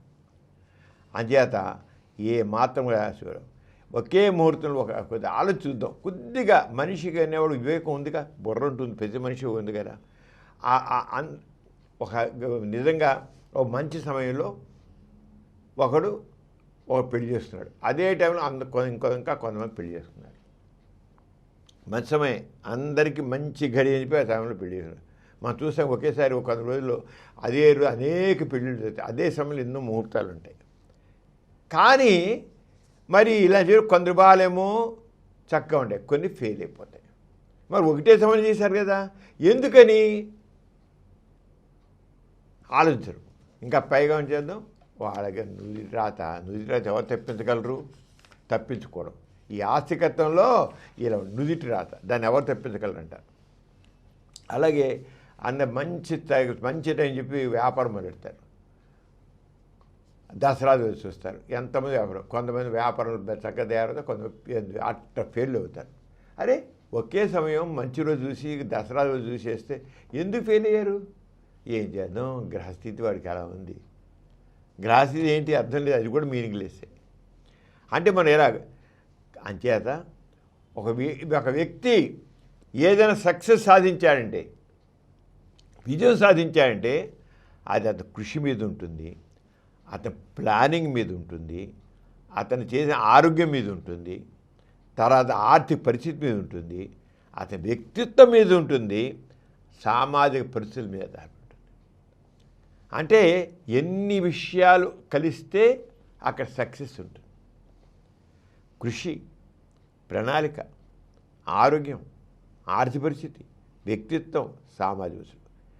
అంతేగాని శుభ సమయాలు కాదు, ముహూర్తాలు కాదు. ముహూర్త చూడగా ఎంతమంది ఏం చేస్తుంటారు? ఇప్పుడు రైళ్ళు, విమానాలు బయలుదేరుతున్నాయి. అవన్నీ రైళ్ళు, విమానాలు ఏమైనా ముహూర్తాలు చూసి బయలుదేరుతున్నాయా? కొన్ని యాక్సిడెంటే, కొన్ని అవ్వవు. అదే టైంలో ఒకే విమానం విజయవాడ నుంచి బయలుదేరి ఒకే టైంలో ఉంటుంది, అక్కడ హైదరాబాద్ ఒకటి, మెడ్రాస్ ఒకటి, బెంగళూరు ఒకటి, ఢిల్లీ ఒకటి, ఇంకోటి నుంచి బయలుదేరుతాయి. ఎక్కడో ఒకటి ఇది అవుతాయి. మరి అన్నీ ఒకే టైం బయలుదేరే కదా, ఎందుకు జరిగింది? ప్రపంచంలో ఎన్ని చోట్ల పేరు అక్కడ ఎందుకు జరగలేదు, ఒక్కచోటికి జరిగింది? అంతే మంచి సమయము అనేది, ముహూర్తం అనేది మీనింగ్లెస్. అంటే మనం ఆస్తికతలు ఏంటి అయిపోయినంటే మనం ఆలోచించే గుణం అనుకుంటూ అయిపోతుంది. ఆలోచించండి, కొద్దిగా మనిషి అనేవాడికి ఒక వివేకం ఉంది, విజ్ఞత ఉంది, ఆలోచించరు. మంచి సమయం, మంచి మూఢంగా ఒక గొర్రె ఇంకా గొర్రె తొక్కపడి వెళ్ళిపోతుంది, ఆ గొర్రె దానికాదు గొర్రె తొక్కపడి వెళ్ళిపోతుంది. ఒక గొర్రె ఇంకో గొర్రె వెళ్ళినట్లుగా మనుషులు కూడా ప్రశ్నించే తత్వం లేకుండా వాడు చేస్తాను వీడు చేయడం, వాడు చేస్తాను వీడు చేయడం, అందరూ చేయడమే అంతే. అరే ఇది ఇంట్లో ఎంతవరకు సత్యం ఉంది అని ఆలోచిస్తున్నారా? లేదు. ముహూర్తం అన్నారు, ముహూర్తం. అంచేత అంతే, ఇంకేం లేదు. ఇప్పుడు మనం చూసినాం, మనం చూసి అమెరికా ఉంది, జపాన్ ఉంది, జర్మనీ ఉంది, ఫ్రాన్స్ అని అనేక దేశాలు ఉన్నాయి. అక్కడ ఎవరు మంచి ఇవ్వట్లేదే. అక్కడ ఎన్నో పరిశ్రమలు పెడుతున్నారు, రాకెట్ లాంచ్ చేస్తున్నారు, ఎన్నో చేస్తున్నారు, సైంటిఫిక్గా ఎన్నో చేస్తున్నారు. రాకెట్ పేగలుతున్నాయి, ఆ శస్త్రచికిత్స చేస్తున్నారు, పరిశ్రమలు స్థాపిస్తున్నారు, శాస్త్ర ప్రయోగాలు చేస్తున్నారు. అవన్నీ ముహూర్తాలు చేయడంలా మన ఇండియాలాగా. ఇక్కడైతే శ్రీహరికోటలో రాకెట్ లాంచ్ చేయాలన్నా వెంకటేశ్వరం దగ్గరికి వెళ్ళి మంచిగా చూసి పెట్టి వస్తారు, ఆ నమూనా పెట్టి వస్తారు. మన మూర్ఖత్వం, మన మూఢత్వం. మరి అక్కడ ఏం చేయరాలండి? అక్కడ దేవాలయంలో తీసుకెళ్ళి పెట్టరు, ఏం పూజ చేయరు, దేవుణ్ణి ప్రార్థించరు. మరి సక్సెస్ అవ్వట్లేదా? మరి వాళ్ళు మన ఏదైతే రాహుకాలం ఉంటే ఆ రాహుకాలంలో వాళ్ళు చేస్తున్నారు అక్కడ. మరి ఎందుకు సక్సెస్ అవుతున్నాయి, మనం ఎందుకు ఇల్లు అవుతున్నాయి? ఆలోచిస్తున్నామా? మనం ఆలోచించడం లేదు. మంచి సమయం, మూఢంగా చూస్తేనే గొర్రె మందు లెక్క మెంటాలిటీ మంది. ఇలా మాట్లాడతాను కాదు, కొద్దిగా మనకు సెన్స్, మనిషి అన్నవాడికి వివేకం ఉంది, విజ్ఞత ఉంది, ఆలోచన ఉంది, ఆ చేయాలంతే. దానికేంటి అక్కడ అమెరికాలో కానీ లేకపోతే జపాన్లో కానీ జర్మనీలో కానీ ఫ్రాన్స్లో కానీ ఎందుకు అవుతున్నాయి అక్కడ? వాడు ఈ ముహూర్తాల చోట్ల అసలు ముహూర్తాలు బుర్రలో ఉండవు. అక్కడ సైంటిఫిక్గా ఎస్టిమేషన్ చేస్తారు, ఎలా చేయాలి, వాతావరణం అనుకూల చూస్తున్నారు, సాంకేతిక సిద్ధత చూస్తున్నారు, అలాగే సమయపాలన చేస్తారు, ఆ రకంగా చేస్తారు. అంటే సైంటిఫిక్ అప్రోచ్, ఆ సైంటిఫిక్ అప్రోచ్ బట్టి అవన్నీ చేస్తున్నారు. అంతేగాని ముహూర్తాలు చీరల అయినా వారు అభివృద్ధి చెందుతారు. మనం ఎలాగున్నాం, ఏమి చూడనివాడు అది చేసేవి చక్కగా అభివృద్ధి చేస్తున్నారు. ఎలా అవుతుంది? అంచేత ఈ ముహూర్తాలు అనేది మనం సృష్టించుకున్నవి, ఎక్కడ ఏమీ లేవు, మనం సృష్టించేవి. ఒకవేళ ముహూర్తం విజయం ఇస్తే ఇంకా చదువులు ఎందుకండి? మంచి సమయం చదువులకి. ఒక పని సక్సెస్ అవ్వాలి, సక్సెస్ అవ్వాలంటే ఇంకా చదువుకోవడం ఎందుకు? ముహూర్తం చూసి వెళ్ళిపోయి పాఠశాల చేస్తే పాస్ అయిపోవాలి, మంచి ముహూర్తం జాయిన్ అయ్యాం కదా, ఇంకా చదవడం ఎందుకు, కష్టపడేందుకు, శ్రమ ఎందుకు, ప్రణాళిక చేయడం ఎందుకు, ప్లానింగ్ ఎందుకు? అంచేత ఎవరు సక్సెస్ సాధిస్తారు, ఎవరు నిత్య జీవితంలో ఎవరైతే సక్సెస్ సాధిస్తున్నారంటే వాళ్ళ వెనకాతల శ్రమ ఉంటుంది, ప్లానింగ్ ఉంటుంది. అంతేగాని ముహూర్తాలు చూసేయడం వల్ల కాదు. ఎవడైనా విజయం పొందా అంటే ముహూర్తం ప్రకారం కాదు. వాడి శ్రమ ఉంది, వాడి ప్లానింగ్ ఉంది, వాడి కృషి ఉంది, వాడి విజ్ఞత ఉంది, వాడి విజ్ఞానం ఉంది. అంచేత కష్టపడిన వారే విజయం సంపాదిస్తారు. పక్కాగా ముహూర్తం చూసి చేసిన వైఫల్యం ఎందుకు వస్తుంది? సార్ పక్కాగా ముహూర్తం అన్నీ అబ్బా భేషైన ముహూర్తం అని అంటాడు సిద్ధాంతి. భేషైన ముహూర్తం అంటాడు, అట్ట ఫ్లాప్ జరుగుతుంటుంది. ఏం భేష చివరిగా ఉంటాడు, గ్రహస్థితిని వాడు చేయగలరండి, దూరని వాడు తప్పించగలరండి అంటారు. మనకి ఎస్కేపిజం చాలా ఎక్కువ. ఇదంతా మూర్ఖత్వం అనుకోరు, ఎస్కేపిజం మాత్రం మన ఆస్తికత్వంలో ఎస్కేపిజం చాలా ఉంటుంది. అంచేత ఆలోచించాలి. ఇంకేంటి చూసినట్టయితే ముహూర్తంలో పని చేసి విజయం వస్తే ఎవరు మూసిన పేరు ఏమండి చాలా ముహూర్తం చేశారండి, బ్రహ్మాండ విజయం సాధించారండి అంటాడు. ముహూర్తం చేస్తే ముహూర్తం వల్లే అంటారు వాళ్ళు. కానీ విఫలమైతే ఏమంటారు సార్, ఇంకేదో దోషం ఉంటుందండి, ఇది సిద్ధాంతిగా చెప్పలేకపోయారు. ఆయన భేషైన ముహూర్తం అన్నాడు కానీ ఇంకేదో దాంట్లో దోషం ఉంటుందండి, వ్యక్తి దోషం ఉంటుందండి అంటారు. తప్పించుకోవడం. దీని ఏంటంటే మనోవిజ్ఞాన సైకాలజీలో కన్ఫర్మేషన్ బయాస్ అంటారు. కన్ఫర్మేషన్ సక్సెస్ అయితేనేమో సక్సెస్ అయినప్పుడు అంతా మనం ముహూర్తం గొప్ప అంటాడు. సక్సెస్ కాలేదనుకో, కాకపోతే ఏం చేద్దాం, గ్రహబలం సరిగ్గా లేదు మనకి అనుకుంటారు అనమాట. అంచేత ఈ కన్ఫర్మేషన్ బయాస్ ఏంటంటే తన నమ్మకానికి అనుకూల విషయాల్ని గుర్తుంచుకుంటాడు, ఫెయిల్యూర్ని బట్టి గుర్తుంచుకోడు. బయాస్ సక్సెస్ ఫలానా మనిషి సక్సెస్ అయ్యండి ముహూర్తం ప్రకారం చేస్తాను, ఫెయిల్యూర్ ఎప్రిల్ ఎన్నో ఫెయిల్ అవుతాయి, సక్సెస్ నోడి చెబుతాడు ఫలానా ముహూర్తం చేపెట్టి ఆ ముహూర్తం ఎంత గొప్పది అనుకున్నారు అంటాడు. ఎంతమంది ఆ ముహూర్తంలో ఏం చేయకుండా ఫెయిల్ అయిపోయినా అవి మాత్రం గుర్తుపెట్టుకోరు. అందుకనే ఈ కన్ఫర్మేషన్ బయాస్ అనేది తన నమ్మకానికి అనుకూల విషయాన్ని గుర్తుంచుకుంటారు అన్నమాట. ప్రపంచవ్యాప్తంగా అనేక పరీక్షలు జరిగాయి వీటి మీద. ఈ జ్యోతిష్కులు భవిష్యత్తుని ఖచ్చితంగా చెప్పలేవు. జ్యోతిష్యులు అంటారు కదా, మరి పెట్టారు, టెస్టులు పెట్టారు, చేస్తే వాడు ఒక జ్యోతి ఇంకో జరిగిపోయి సక్సెస్ కాల. అంచేత ఒక జాతకానికి వేరే జ్యోతులు వేరే ఫలితాలు ఇచ్చారు. మరి ఒకే మనిషి కదా, అందరు జ్యోతిష్యులు ఒకటే రకంగా చెప్పాలి, ఎందుకు చెప్పరు? ఎందుకు వేరే చెప్తారు? ఎందుకు జాతకాలు వేరే చెప్తారు వాళ్ళు? శాస్త్రం అంటే పరీక్షించడానిగా ఉండాలి. ఎవరి పరీక్ష ఒకటే రిజల్ట్ రావాలి, మళ్ళీ ఒకటే ఫలితం రావాలి, ఒకటే రకమైన ఉండాలి. మరి ఎందుకు చేయట్లేకపోతున్నారు? అంతే ముహూర్తం నమ్మకం ఎందుకు సాగుతుందంటే కుటుంబ సంప్రదాయం. మా వాళ్ళు ఎంత ముహూర్తం చూసే పెడతారండి, అంతేనండి అంటారు కదా, మా అన్ని ముహూర్తం ప్రకారం అవుతాయండి అంటుంటారు. ఎందుకు పెట్టారా ముహూర్తం? ఇలా ఉంది కదా అంటే మాకు అన్నీ ఇంతేలేండి, ముహూర్తం చేయడమేలేండి, పెళ్ళిళ్ళు ఎలా చేస్తాం, మా పరిశ్రమలు ఎలా పెడతాం, అన్నీ ఎలా చేస్తాంలేండి, ఒక సంప్రదాయంగా పోతుంటుంది. అంటే మూఢత్వం, భయం. ఏమో ముహూర్తం ప్రకారం చేసి ఏమవుతుందో అంటే మనిషి ఒక భయం, అనిస్థితి, మత ప్రభావం, సామాజిక ఒత్తిడి. ఒరేయ్ నువ్వేట్రా ముహూర్త దూరం నుంచి పెళ్లి చేసుకుంటున్నావు, నీ పని అయిపోయి బతుకు బండ్లు అవుతుందిరా అంటాడు. భయంతో విడిపిస్తాడు. సామాజిక ఒత్తిడి, ఏదైనా చెడు తీర్చి ఏమైనా ఉందేమో, పోయిందేంటి ముహూర్తం ప్రకారం చేద్దాంలే అంటే రాజీ మనిషికి తన బుద్ధిని ఉపయోగించట్లా. ఏమవుతుందో, చెడు జరిగితే ఏమో అని భయం. ఇది మానసిక భద్రత కోసం ఏర్పడిన విశ్వాసం తప్ప నిజం కాదు, ఒకటి నమ్మకం. అంటే ముహూర్తాలు అనేది అర్థం లేదు. ప్రతి సమయం మంచిదే గుర్తించండి. ముహూర్తం అనేది అర్థం లేనిది, అష్టంశలి. ప్రతి సమయం మంచిదే, సమయానికి శుభం అశుభం అనే లక్షణాలు ఉండవు. ఇది మంచి శుభ గడియ అశుభ గడియ ఇది ఉండదు. విజయం మన నిర్ణయాలు, కృషి, పరిస్థితి ఆధారపడి ఉంటుంది. విజయం అనేది మనం తీసుకున్న నిర్ణయం బట్టి ఉంటుంది, మన కృషి బట్టి ఉంటుంది, అక్కడ పరిస్థితులు బట్టి ఉంటుంది. అంతేగా ముహూర్తం కాదు. అంతేత మంచి పని చేయడానికి మంచి మనసు కావాలి, కానీ మంచి ముహూర్తం అవసరం లేదు. మంచి పని చేయడానికి మంచి మనసు కావాలి, కానీ మంచి ముహూర్తం అవసరం లేదు. అంచేత మనిషి జీవితాన్ని ప్రభావితం చేసేంటి ముహూర్తాలు కాదు, లగ్నాలు కాదు. విజ్ఞానం, క్రమశిక్షణ, శ్రమ, ఆరోగ్యం, సామాజిక పరిస్థితులు, సరైన నిర్ణయాలు, అంతే తప్ప శుభ సమయాలు కాదు. అదే ముహూర్తం అనేది ఒట్టి బోగస్, అర్థం లేనిది. మీరు కృషి చేయండి, విజ్ఞత ఉపయోగించండి, వివేకం ఉపయోగించండి, కష్టపడండి, కృషి చేయండి. సక్సెస్ వెనకాతలే తోక జాడుచుకుంటూ వస్తుంది. డాక్టర్ గారు, ఇటీవల కొందరు రాజకీయాల్లోకి మతాన్ని జొప్పించడానికి ప్రయత్నం చేస్తున్నారు. ఈ విషయంలో సమాజంలో ఎటువంటి చైతన్యం కావాలంటారు? ఇప్పుడు చూస్తూ ఉంటే రాజకీయాలు, మత రాజకీయాలు అవుతున్నాయి.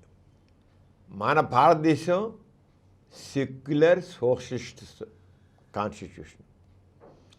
ఇక అంతా ప్రపంచం అంతా కూడా ఆల్మోస్ట్ సెక్యులర్ సోషలిస్ట్ పెడుతుంది. ఏవో కొన్ని మతపరమైన దేశాలు ఉండొచ్చు, కానీ మెజారిటీ దేశాలన్నీ కూడా సెక్యులర్ సోషలిస్ట్గా ఉంటున్నాయి, ఘనమైన విజయాలు సాధిస్తున్నాయి. అక్కడ రాజకీయాల్లో మతం ప్రాబల్యం ఉండట్లేదు. మన స్వాతంత్రం సంపాదించినప్పుడు మరి గాంధీ గారు నాయకత్వం వహించారు. ఆ రోజు గాంధీ గారు ఏనాడు గుడికల్లా మనం సూర్యుడు అస్తమించిన బ్రిటిష్ సామ్రాజ్యాన్ని కేవలం సత్యాగ్రహం మెదడు మీదే మనం స్వాతంత్రం సంపాదించాం. మనం తుపాకులు పట్టుకోలేదు, ఫిరంగి లేదు, బాంబులు లేదు, ఏం లేదు. సత్యం మీద సత్యాగ్రహం. ఈ దేశం మాది, మా పాలన మీద చేసుకుంటాం, మీరు పొండి. సహాయ నిరాకరణ. అక్కడ ఏ మతం లేదు, ఏ మతం అక్కడ రాలేదు. భారతీయులంతా ఒకటే. అక్కడ ఏదో హిందువులని, ముస్లిమ్స్ అని, క్రిస్టియన్స్ అని ఏం లేదు. భారతీయులంతా ఒకటే నినాదం మీద. మన స్వాతంత్రం ఇచ్చాక ప్రధానమంత్రి జవహర్లాల్ నెహ్రూ గారు, ఆయన సెక్యులర్ మన దేశం మరి సోషలిస్ట్ సెక్యులర్ సొసైటీ కదా. ఆయన కూడా ఎక్కడ ఏ దేవాలయానికి వెళ్ళా, ఎక్కడికి వెళ్ళి పూజలు చేయాల, ఏం చేయాల. ఎక్కడ ఏ మతాన్ని ఆయన ప్రోత్సహించలేదు. ఏ మతం, హిందూ మతం అని, ముస్లిం మతం, క్రిస్టియన్, ఏ మతాన్ని ప్రోత్సహించలేదు. ఆయన ఇది ప్రజాస్వామికం, డెమోక్రటిక్ కంట్రీ. ఇక అందరికీ సమానమైన గౌరవం ఉండాలి. మతం వ్యక్తిగతము. ఎవరి మతం వాళ్ళు ఉంచుకోండి, కానీట్లో పూజ చేసుకోండి. అంతే రాజకీయాల్లోకి మతం తీసుకురావద్దు. ఆయన తీసుకురాలేదు, ఇంకోటి తీసుకురావని ప్రోత్సహించలేదు. ఆయన ఏనాడు ఏ దేవాలయానికి వెళ్ళలేదు. నెహ్రూ గారు ఏనాడు ఎక్కడే మతానికి చేయలేదు. మహాత్మా గాంధీ సొంత స్వాతంత్రం ఏనాడు దేవాలయానికి వెళ్ళా, ఏ మతానికి చేయలేదు. మతం వ్యక్తిగతం ఉన్నారు, వ్యక్తిగతం అంతే. మీరు కావాలంటే నువ్వు ఏ దేవుని గారు పూజించుకో, పూజ చేసుకో. అంతేకాని రాజకీయాల్లోకి మతాన్ని తీసుకురావద్దు. మతాన్ని తీసుకొస్తే దేశ ఐక్యత దెబ్బతింటుంది. భారతీయులంతా ఒక్కటే నినాదం. భారతీయులంతా ఒక్కటే. ఆ రంగం ఉండబట్టే చక్కగా స్వాతంత్రం సంపాదించాం సత్యాగ్రహంలో. మళ్ళీ నెహ్రూ గారి పాలన సాగింది. కానీ ఇటీవల చూసినట్లయితే రాజకీయాల్లో మతం జోక్యం పెరుగుతోంది. ఎందుకు పెరుగుతోంది అంటే వీళ్ళందరికీ జనంలో ఉన్నటువంటి ఆ మతపరమైన ఆ భావజాలాన్ని రెచ్చగొట్టి ఓట్లు ఎంచుకుని పదవులకు రావడానికి చూస్తారు. అంటే ప్రాంతీయతత్వాన్ని, కులతత్వాన్ని, మతతత్వాన్ని రెచ్చగొట్టితే మనకి వాళ్ళు ఓట్లు వేస్తారు. మనం కులం వాళ్ళు రెచ్చగొంటే మనం ఇక్కడ కులం వాళ్ళు ఎక్కువ ఉంటే ఇక్కడ వీళ్ళు మనకు ఓట్లు వేస్తారు. ఇక్కడ మనం మతం వాళ్ళు ఎక్కువ ఉంటే మనకు ఓట్లు వేస్తారు. అంటే ఈ కులాలని మతాలని వాళ్ళ రాజకీయ ప్రాబల్యం కోసం, రాజకీయంగా వాళ్ళు బలపడడం కోసం అని కులాలని మతాలని రెచ్చగొట్టి, అందుకే నువ్వేమో జోక్యం. మతం జోక్యం ఎందుకు పెరుగుతుందంటే మత విశ్వాసం కాదు, స్వార్థ రాజకీయాలు. మతాన్ని వాళ్ళ స్వార్థానికి ఉపయోగించుకున్నారు పదవుల్లోకి రావడం కోసం. నిజంగా వాళ్ళకి చక్కని వ్యక్తిత్వం ఉంటే, నిజంగానే వాళ్ళకి మంచి దేశభక్తి ఉంటే వాళ్ళకి మతం అవసరం లేదు. నిజంగానే వాళ్ళకి వాళ్ళ ప్రజల గురించి పనిచేసే ప్రజా ప్రాతినిధ్యం గురించి వాళ్ళకి సరైన అవగాహన ఉండి నిజంగా ప్రజల కోసం సేవ చేసే మనుషులైతే మతం అవసరం లేదు. ప్రజలు మమైక్యమవుతారు, ప్రజలను ఎన్నుకుంటారు. ఇప్పుడు అలా కాదు, కులం, మతం, డబ్బు ఇవన్నీ ఉపయోగించి ఏదో రకంగా ఎలక్షన్లు తగ్గాలి, ప్రభుత్వం నిలబడాలి అంటే రెచ్చగొడుతున్నారు. కులాన్ని మతాన్ని రెచ్చగొట్టి ఎందుకు రెచ్చిపోతున్నారు? ఇద్దరు లేని ఇప్పుడు ఎందుకు వచ్చింది? ఇంత పూర్వకాలం ఇంత లేదు. మన స్వాతంత్ర్యం 10 రోజుల్లో కుల ప్రాబల్యం, మత ప్రాబల్యం లేదు. ఇటీవల కాలంలోనే ఎక్కువైపోయింది. చివరికి ఎంతవరకు వెళ్ళిపోయిపోయారు? ఫలానా మతస్థులు అధిక ప్రాబల్యం, మాదే ఈ దేశం, మేము మతస్థులం, మా మతం ఎక్కువ ఉన్నాం కనుక, అధిక సంఖ్యలో ఉన్నాం కనుక మాదే. మీరు నోరు మూసుకు ఉండండి, అల్పసంఖ్యాకుల్ని మీరు నోరు పడి ఉండండి, లేదా ఈ దేశం వెళ్ళి పొండి అంతగా మాట్లాడుతున్నారు. ఇది మేమున్నాం, అధిక సంఖ్యాకులు మేము, ఈ దేశం మాది, మీరు నోరు మూసి పడి ఉండండి లేకపోతే లేదు అన్న పరిస్థితి ఇప్పుడు వచ్చింది. అంటే ఇది ప్రజాస్వామ్యమా? అంటే ఒక మతం వాళ్ళకి, ఒక కులం వాళ్ళకి సంబంధించిందా? ఇది ప్రజాస్వామ్యం. సెక్యులర్ స్టేట్లో కులాల్ని మతాల్ని రెచ్చగొట్టి వాళ్ళు పబ్బం గడుపుకున్నారు, గుర్తించండి. అందుకని మత జోక్యం రాజకీయాలు ఎక్కువైంది. స్వార్థం, పదవీకాంక్ష దానికోసం జరుగుతుంది. అంచేది ఎందుకు ఇలా అవుతుంది అంటే ఇక్కడ మతం, కులం, భాష, ప్రాంతీయత, ఆర్థిక అసమానతలు, సంప్రదాయాలు ఇవన్నీ కూడా వీటిని రెచ్చగొట్టి రాజకీయాల మీద ఇవి సాధారణంగా వాటిని రెచ్చగొట్టితే రాజకీయాలు ఉపయోగపడతాయి. ఏది మతాన్ని రెచ్చగొడితే, కులాన్ని రెచ్చగొడితే, భాషను రెచ్చగొడితే, ప్రాంతీయతను రెచ్చగొడితే, ఆర్థిక అసమానతలు, సంప్రదాయాలు చేస్తే మనం అని ఒక రకంగా చాలా తేలిగ్గా వాళ్ళకి ఓట్లు పడతాయి, తేలిగ్గా పదవులకు వస్తారు. అసలు సత్తా ఉంటే వీళ్ళకి అసలు సత్తా లేదు, వీటిని అండ చూసి వస్తున్నారు వాళ్ళు. అంచేత చాలాసార్లు మతాధారిత రాజకీయాలు అభ్యుదయ సిద్ధాంత రాజకీయాల కంటే ఎక్కువ ప్రభావం చూస్తుంది. అంచేత ఏంటిపోతున్నాయి, అభ్యుదయ రాజకీయాలని ప్రగతిశీల శక్తుల్ని అణగగొట్టేస్తున్నాయి. ఎందుకని ఈ మతం, కులం, భాష, ప్రాంతీయత, ఆర్థిక అసమానతలు ఇవన్నీ కూడా ఎప్పుడైతే రెచ్చగొడుతున్నారో అభ్యుదయ సిద్ధాంతాలు కూడా పక్కపడిపోతున్నాయి మనుషులను రెచ్చగొట్టినప్పుడు. ఇంతేకాకుండా కుటుంబ సంప్రదాయం, పండుగలు వీటిని కూడా ఉపయోగించుకుంటున్నారు. అంటే మతపరమైన కుటుంబ సంప్రదాయం, మతపరంగా పండుగలు, మతపరమైన సంస్కృతి, మతపరంగా సామాజిక గుర్తింపు, ఆ భావోద్వేగాలు రెచ్చగొట్టి దాంతో పాలిటిక్స్, రాజకీయాలను ఉపయోగించుకుంటారు. ఇవన్నీ కూడా ఓటు క్యాచింగ్ రాజకీయాలు. మనుషులకు సెంటిమెంట్స్తో ఆడుకుంటున్నారు. సెంటిమెంట్లు రెచ్చగొట్టి, అది ఎంతవరకు సబు కాదు, చెంట కొట్టి ఇప్పుడు చేస్తారు. అంటే ఎలా మారిపోయింది అని స్వార్థ రాజకీయాలు చేయడం అన్నీ అదే మనం ప్రగతిశీల రాజకీయాలు ఉన్నాయనుకో, అభ్యుదయ రాజకీయాలు ఉన్నాయనుకో, దాంట్లో ఏంటి శాస్త్రీకృతం కావాలి, ఈ కులాలు ఎంతవరకు సబబు, ఈ మతత్వం ఎంతవరకు సబబు అని చెప్పాల్సి వస్తుంది. అవి బురకక్కట్లా మన కులస్తుడు, మన మతం వాడు, మన సంప్రదాయం వాడు, మన ధర్మం వాడు, మన సనాతన ధర్మం అని రెచ్చగొట్టేస్తున్నారు. మరి అభ్యుదయవాదులు వీళ్ళని మీరు కదా ఆలోచించండి, విద్యుత్ ఉపయోగించండి.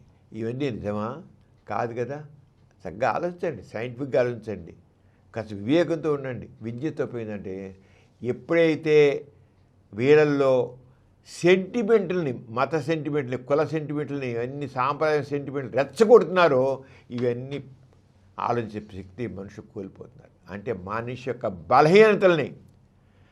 యొక్క బలహీనతల్ని, సమాజంలో బలహీనతల్ని వీళ్ళు క్యాష్ చేసుకుంటున్నారు. అంటే ఈ రాజకీయ నాయకులు ప్రజల బలహీనతలతో ఆడుకుంటున్నారు అంటాను నేను. ప్రజల బలహీనతల్ని, సామాజిక బలహీనతల్ని క్యాష్ చేసుకుంటున్నారు వీళ్ళు. అందుకని రాజకీయాలు మత ప్రేమ ఎక్కువైపోయింది. అలాగే ఆర్థిక విధానాలు, సమానత్వం, ఈ మామూలుగా అయితే అభ్యుదయాలకు మనం శాస్త్రీయం పెంపొందించుకోవాలి, రాజ్యాంగాలు తెలుసుకోవాలి, ఆర్థిక విధానాలు అర్థం చేసుకోవాలి, సమానత్వం కావాలి, హేతువాదం కావాలని అంటుంటాం. ఇవన్నీ మామూలు మనుషులకి ఇవేనేంటి, మన కులం వాడు, మన మతం వాడు కొట్టిగారు మనం, ఇవన్నీ మనకి ఎందుకన్నా వీళ్ళలో ఈ మనుషుల్ని చేస్తున్నారు. ఏదైతే సమాజంగా అవసరమో అవన్నీ పక్కపోతున్నాయి. అర్థం పడుతున్న కులాలు, మతాలు, ఈ సెంటిమెంట్లన్నీ కూడా రాజకీయాల్లో ప్రాముఖ్యత వహిస్తున్నాయి. కానీ అది చాలా ప్రమాదకరమైన పరిస్థితి. ఇప్పుడు రావడం కారణం ఏంటంటే ఈ కులజాడ్యం, మతజాడ్యం రాజకీయాల్లో ప్రవేశించి వాళ్ళ పబ్బం గడుపుకోవడానికి ఉపయోగపడుతున్నాయి. ఇప్పుడు మా రాజకీయాల్లో మత జోక్యం అయిపోయింది అన్నావు కదా, కారణం ఇవన్నీ కారణం. అంచేత వీటిని మామూలుగా అయితే అభ్యుదయవాదులు చెప్పే మాట అయితే, అభ్యుదయవాదులు ఏం చెబుతారు, నీకు ఒక శాస్త్రీయం కావాలంటారు, రాజ్యం విలువ తెలుసుకోవాలంటారు, ఆర్థిక విధానాలను అర్థం చేసుకోవాలంటారు, సమానత్వం కావాలంటారు, హేతువాదం తెలుసుకోవాలంటారు. ఇవన్నీ బొరకెక్కట్లా. కాస్త కులం, మతం, సాంప్రదాయం ఇవి మనుషుల్ని ఆలోచింపకుండా చేస్తాయి. ఇప్పుడు అంచేత ఇంక నీకు తోడైపోతుంది, ఇంకా పేదరికం, నిరుద్యోగం, అనిశ్చితి ఎక్కువ ఉన్నప్పుడు ఈ ఎప్పుడైతే మన కులస్తుల్లో నిరుద్యోగం ఎక్కువ ఉంది, పేదరికం ఎక్కువ ఉంది, మీరందరూ మన కులం వాళ్ళందరూ, మన మతస్థులందరూ కూడా మీరందరూ మాకు ఓటేయండి, మేవన్నీ పరిష్కరించేస్తాం అన్నారు. అంటే ఒక రకం భరోసా, ఆశ, తర్వాత ఈ భావోద్వేగాలను రెచ్చగొట్టేసి మనందరం, మన కులం వాళ్ళందరం మనం చేసుకోవాల్సిందే, మీ అందరికీ మేము ఉద్యోగాలు ఇప్పించేస్తాం, మీ అందరికీ ఇల్లు కట్టించేస్తాం అని మనుషుల యొక్క ఆ రకమైన మరి పేదరికం ఉంది, ఇవన్నీ ఉన్నాయి. అంచేత ఇచ్చాడు వేరే విషయం, ముందు ఓట్ల కోసం వీటన్నిటిని ఉపయోగించుకుంటారు. అంటే మనుషుల్లో రాజకీయ చైతన్యం తీసుకురాల్సిన పోయి మనుషుల్లో ఉన్నటువంటి మౌఢ్యాన్ని వాళ్ళు క్యాష్ చేసుకుంటారు. రాజకీయ జోక్యం, రాజకీయాల్లో మత జోక్యం ఉంది. ఎందుకు ఉందంటే ఇవన్నీ కలుస్తున్నాయి. అంటే వాళ్ళు మంచి చక్కగా సెంటిమెంట్స్తో ఆడుకుంటున్నారు. రాజకీయాల్లో పబ్బం గడుపుకోవడానికి సెంటిమెంట్తో ఆడుకుంటారు. ఇక అదే మనం రాజకీయ భావోద్వేగాలు మనకి పేదరికం పనికిరాదు, అందుకే మనం చేద్దాం, ఆర్థిక విధానాలు ఉండాలి, సమానత్వం కావాలి, అందరికీ సమాన గౌరవం కావాలి, సమాన విలువ కావాలి, అందరి విద్య కావాలి అని చెప్పి ఎవరికి ఎక్కట్లా. మనం కులం వాళ్ళందరూ కూడా మనం ఈ పార్టీకి ఓటు వేయాలి, మన మతం వాళ్ళందరూ కూడా నీకు ఇవ్వాలి, మీ అందరూ చేసి ఇల్లు కట్టిస్తాము, మీకు స్థలాలు ఇస్తాము. ఎత్తాల విషయం. ముందు మాత్రం మన కులం, మన మతం, మన జాతి అక్కడ రెచ్చగొడతారు. అక్కడ మతం అనేది, కులం అనేది ఇది అవుతుంది. ఇంకా అభ్యుదయ రాజకీయాలు చూసినట్టయితే ఇక దాని తగ్గట్లుగా ఇకేమో ఇక ఉన్నారు, ఇక కమ్యూనిస్టులు ఉన్నారు, దళిత ఉద్యమాలు ఉన్నాయి, మహిళా ఉద్యమాలు ఉన్నాయి, హేతువాలు ఉన్నారు, మహాన్ సంఘాలు ఉన్నారు. వీళ్ళందరూ కూడాను అంత ఆ కులాలు మతాల్లాగా వీళ్ళు చెప్పే మాటలు జనాలకి బొరకెక్కట్లేదు. ఉన్నారు, వీళ్ళు చేస్తున్నారు, పోరాడుతున్నారు. కానీ మనిషికి కులం, మతం అవన్నీ కూడా బాగా ఎక్కువ ఇది ఇస్తున్నాయి. మన కులం వాళ్ళం రా, మనవాడేరా, ఓటేద్దాం మనవాడి. ఈ రాజకీయ నాయకులు వీళ్ళందరూ కూడా బుర్ర ఉపయోగించుకొని వెళ్ళిపోతున్నారు. కానీ ఇవి ఎంతవరకు మనకి సబబు ప్రజాస్వామ్యంలో అని ఆలోచించక ప్రజల్లో లేకుండా, అంటే ప్రజల్ని చైతన్యం చేయాల్సిన పోయి ప్రజల యొక్క సెంటిమెంట్ రెచ్చగొట్టి వాళ్ళు ఓట్లు ఎంచుకుని వాళ్ళు పదవులు పొందుతున్నారు. అంటే రాజకీయాలు భ్రష్టు పట్టాయి. ఎప్పటికైనా మారుతుంది, తప్పుడు మారకుండా పోదు, భ్రష్టు పట్టాయి. అంటే ఎన్నికల్లో కుల సమీకరణాలు వస్తున్నాయి, మత సమీకరణ లెక్క. ఈ ఈ ఈ నియోజకవర్గంలో ఎంతమంది ఫలానా కులం వాళ్ళు ఉన్నారు, ఎంతమంది మతం వాళ్ళు మన వాళ్ళు ఉన్నారు, ఇవన్నీ మత సమీకరణ చూసి ఇవి ఎక్కించే లెక్క. సీటు ఇవ్వాలంటే ఇక్కడ ఈ కులం వాళ్ళు ఎక్కువ మంది ఉన్నారు, వారి సీటు మీ వాడిని నిలబెట్టాం, మన పార్టీ మీ వాడిని నిలబెట్టాం, ఓటేయండి. వీళ్ళందరూ మీ వాడిని నిలబెట్టాం, మీకోసం చేస్తాడు, ఏం చేసేది పెట్టేలేదు. అంటే ఎలా క్యాష్ అది అభ్యుదయ రాజకీయాలు అనుకో. ఈ కులాలు మతాలు కాదయ్యా, ఈ సమాజాన్ని విడగొడుతున్నాయి. నేను అందరికి సమానత, అందరికీ ఎవరికైతే అవకాశాలు లేవో అవకాశాలు కలిగించాలి, సమానతంగా చూడాలి. మనుషులు మనం సమానతంగా ఆలోచించాలి, అంతేగాని విభజించి పాలించు కాదు. సమానతం ఆలోచించాలని చెప్తారు అభ్యుదయ వారు. ఈ బురకకు ఎక్కువ మనవాడు మనం చేయడానికి మనవాడిని మన కులం వాడించుకున్నాడు, మన మతం వాడించుకున్నాడు అనేసి అని అందరికీ అవకాశాలు కావాలి, కులరహిత సమాజం కావాలి అని చూద్దాము అని అనేది ఎక్కడ. అంటే భావోద్వేగాలు రెచ్చగొడుతున్నారు. దానికి దేవాలయాలు, బ్రాహ్మందిరం, ఇంకోటి ఆ దేవాలయాల సెంటిమెంట్ మతరాజు ఆ సెంటిమెంట్లు రెచ్చగొట్టేస్తున్నారు. అంటే దేవాలయాలు, యాత్రలు, నినాదాలు, మతగర్వం, భావోద్వేగ ప్రసంగాలు అవి చాలా ఎక్కువైపోతున్నాయి. ఏంటి అంటే ఏం లేదు, తాత్కాలిక ఏది ఎలా చేస్తే మనకేంటి, ముందు మనకు ఓట్లు పడాలి, మనకి పదవులు రావాలి, మనం పెద్ద ప్రభుత్వంలోకి వెళ్ళాలి. కానీ ఇవన్నీ కూడా వినాశనానికి దారి తీస్తున్నాయని ఆలోచించట్లేదు. వినాశనం దారి తీస్తుంది. శాశ్వత దృక్పథం ఇంకా బలపడలేదు. మన కాన్స్టిట్యూషన్లో 51AH దాంట్లో ఏంటి, శాస్త్రపదం కావాలి, మానవతావాదం కావాలి, ప్రశ్నించే స్వభావం కావాలి, శాస్త్రపదం కావాలి అని చెప్పినా ఎవడికి పట్టట్లేదు. 50 మామూలుగా fundamental duties of each citizen of India వాళ్ళు సైంటిఫిక్ టెంపర్ కావాలి, హ్యూమరిజం కావాలి, క్వశ్చనింగ్ కావాలి అని చెప్పేది ఏమీ ఎవరి పట్ల.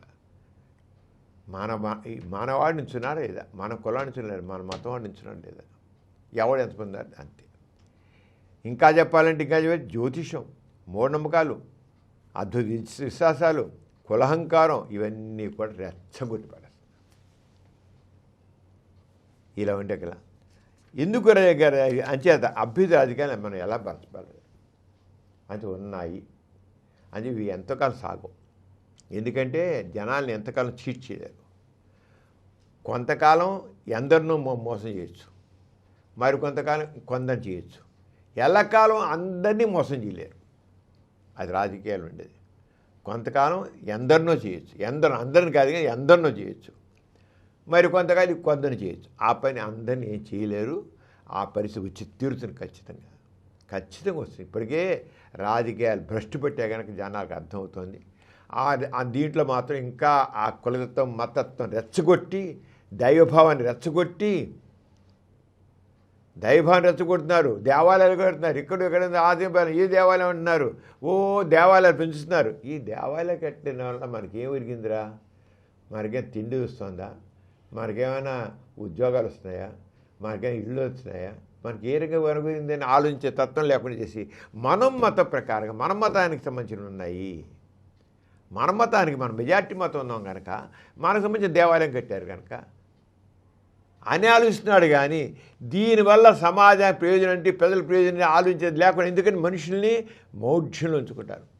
కార్ల్ మార్క్స్ ఏమన్నాడు? మతం మత్తుమందు వంటిది, మతం మత్తుమందు వంటిది అని కార్ల్ మార్క్స్ ఏనాడో చెప్పాడు. అది ఇప్పటికీ మనం రాజకీయాల్లో ఆ మతం మత్తుమందుని ఒక గంజాయిలాగా,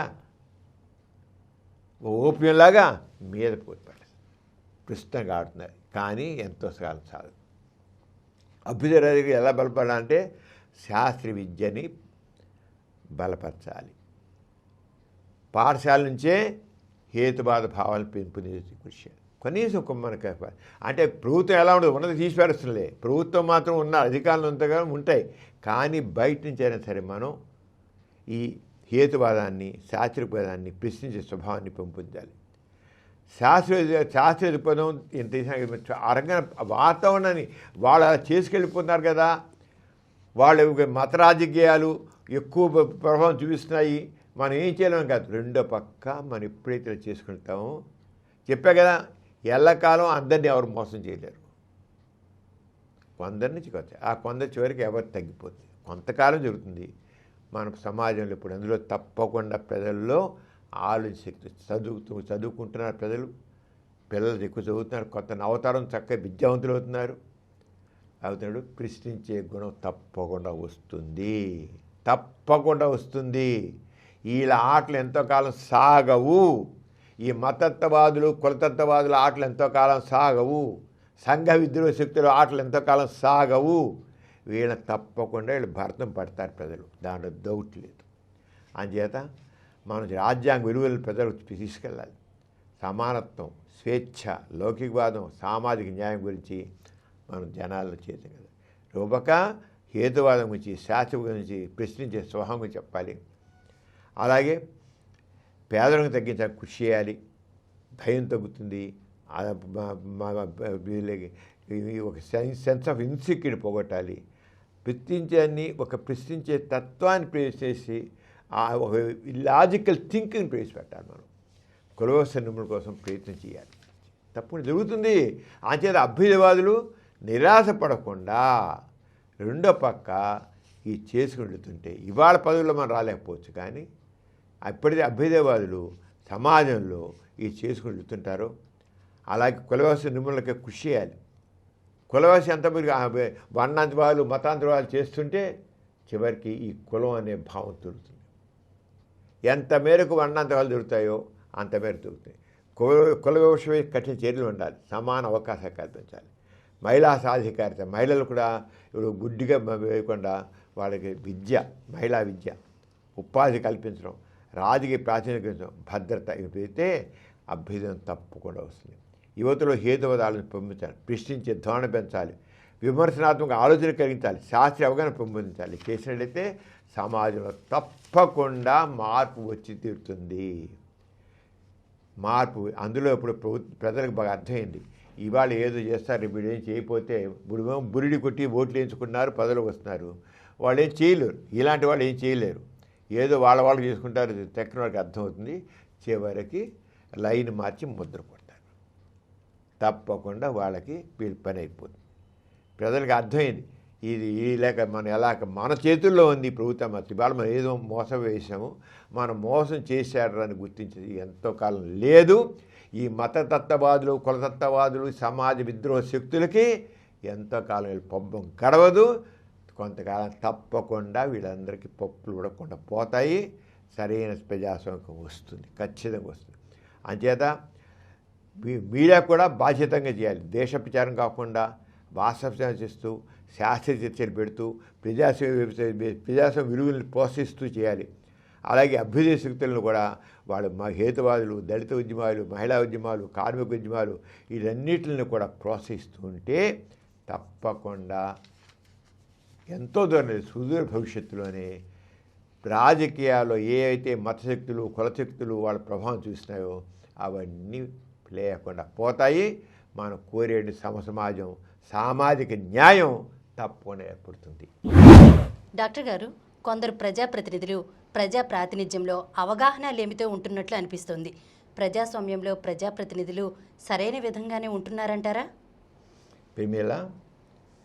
ఇటీవల 4 రాష్ట్రాల్లో అస్సాము, పశ్చిమ బెంగాల్, కర్ణాటక, తమిళనాడు 4 చోట్ల అసెంబ్లీ ఎలక్షన్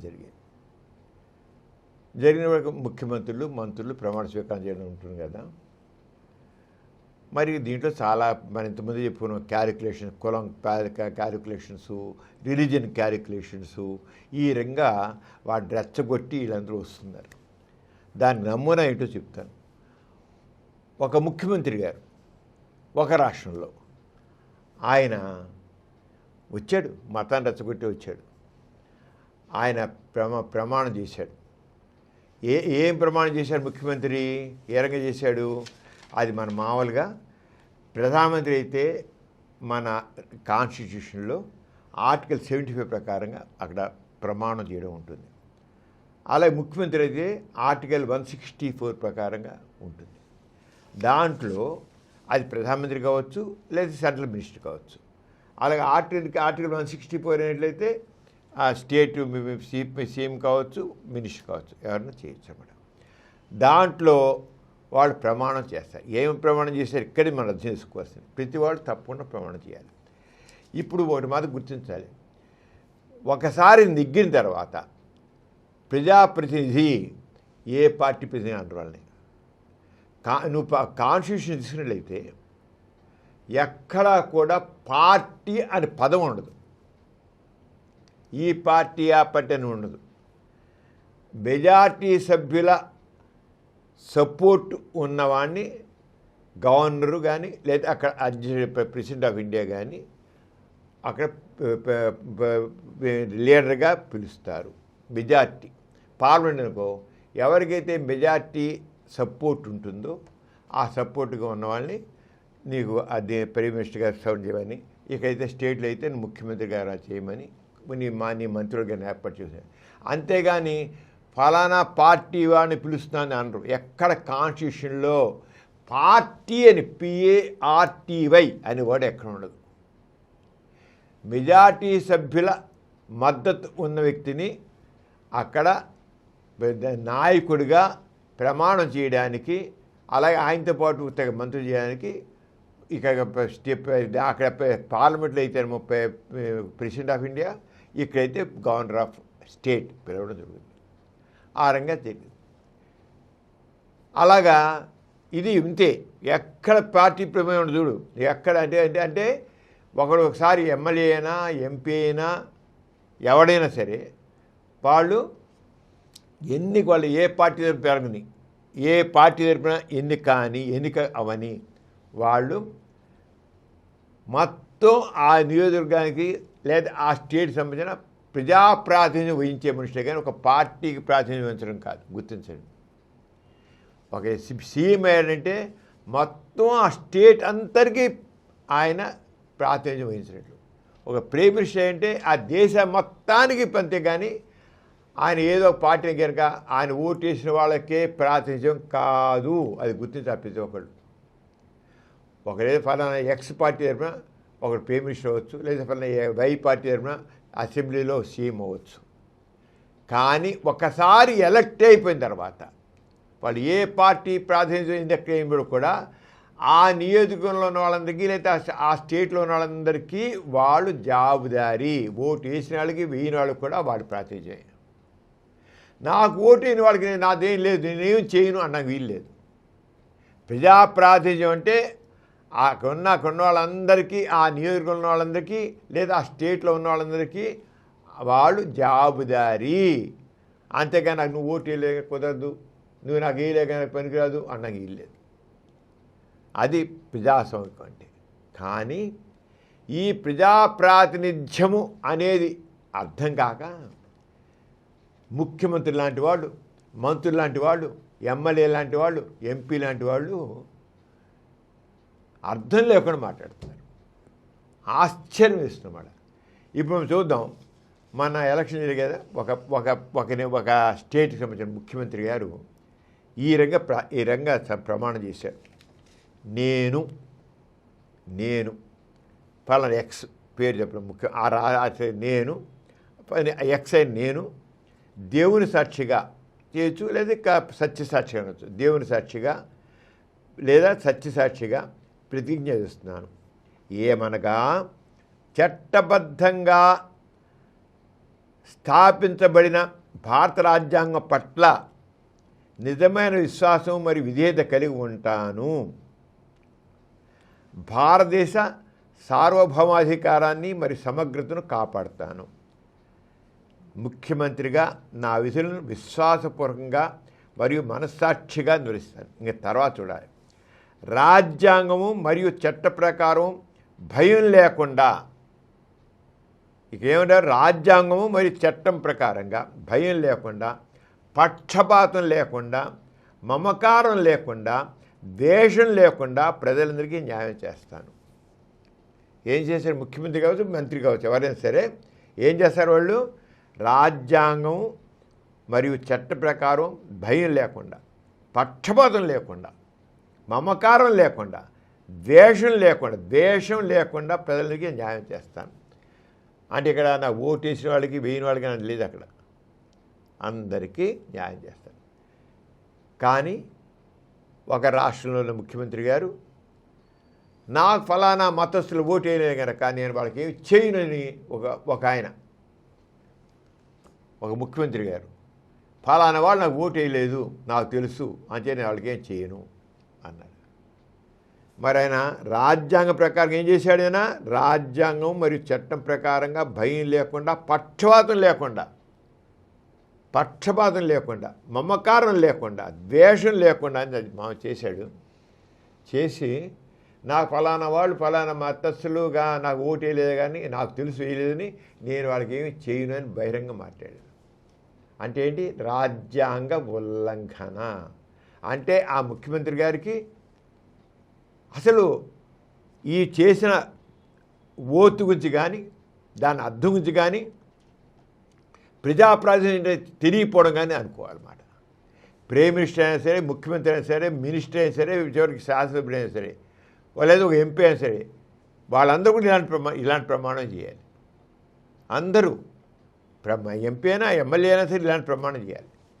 వాళ్ళు ఓటు వేసిన వాళ్ళు, ఓటు వేయని వాళ్ళు కూడా ప్రజాప్రాతినిధ్యం ఉంది.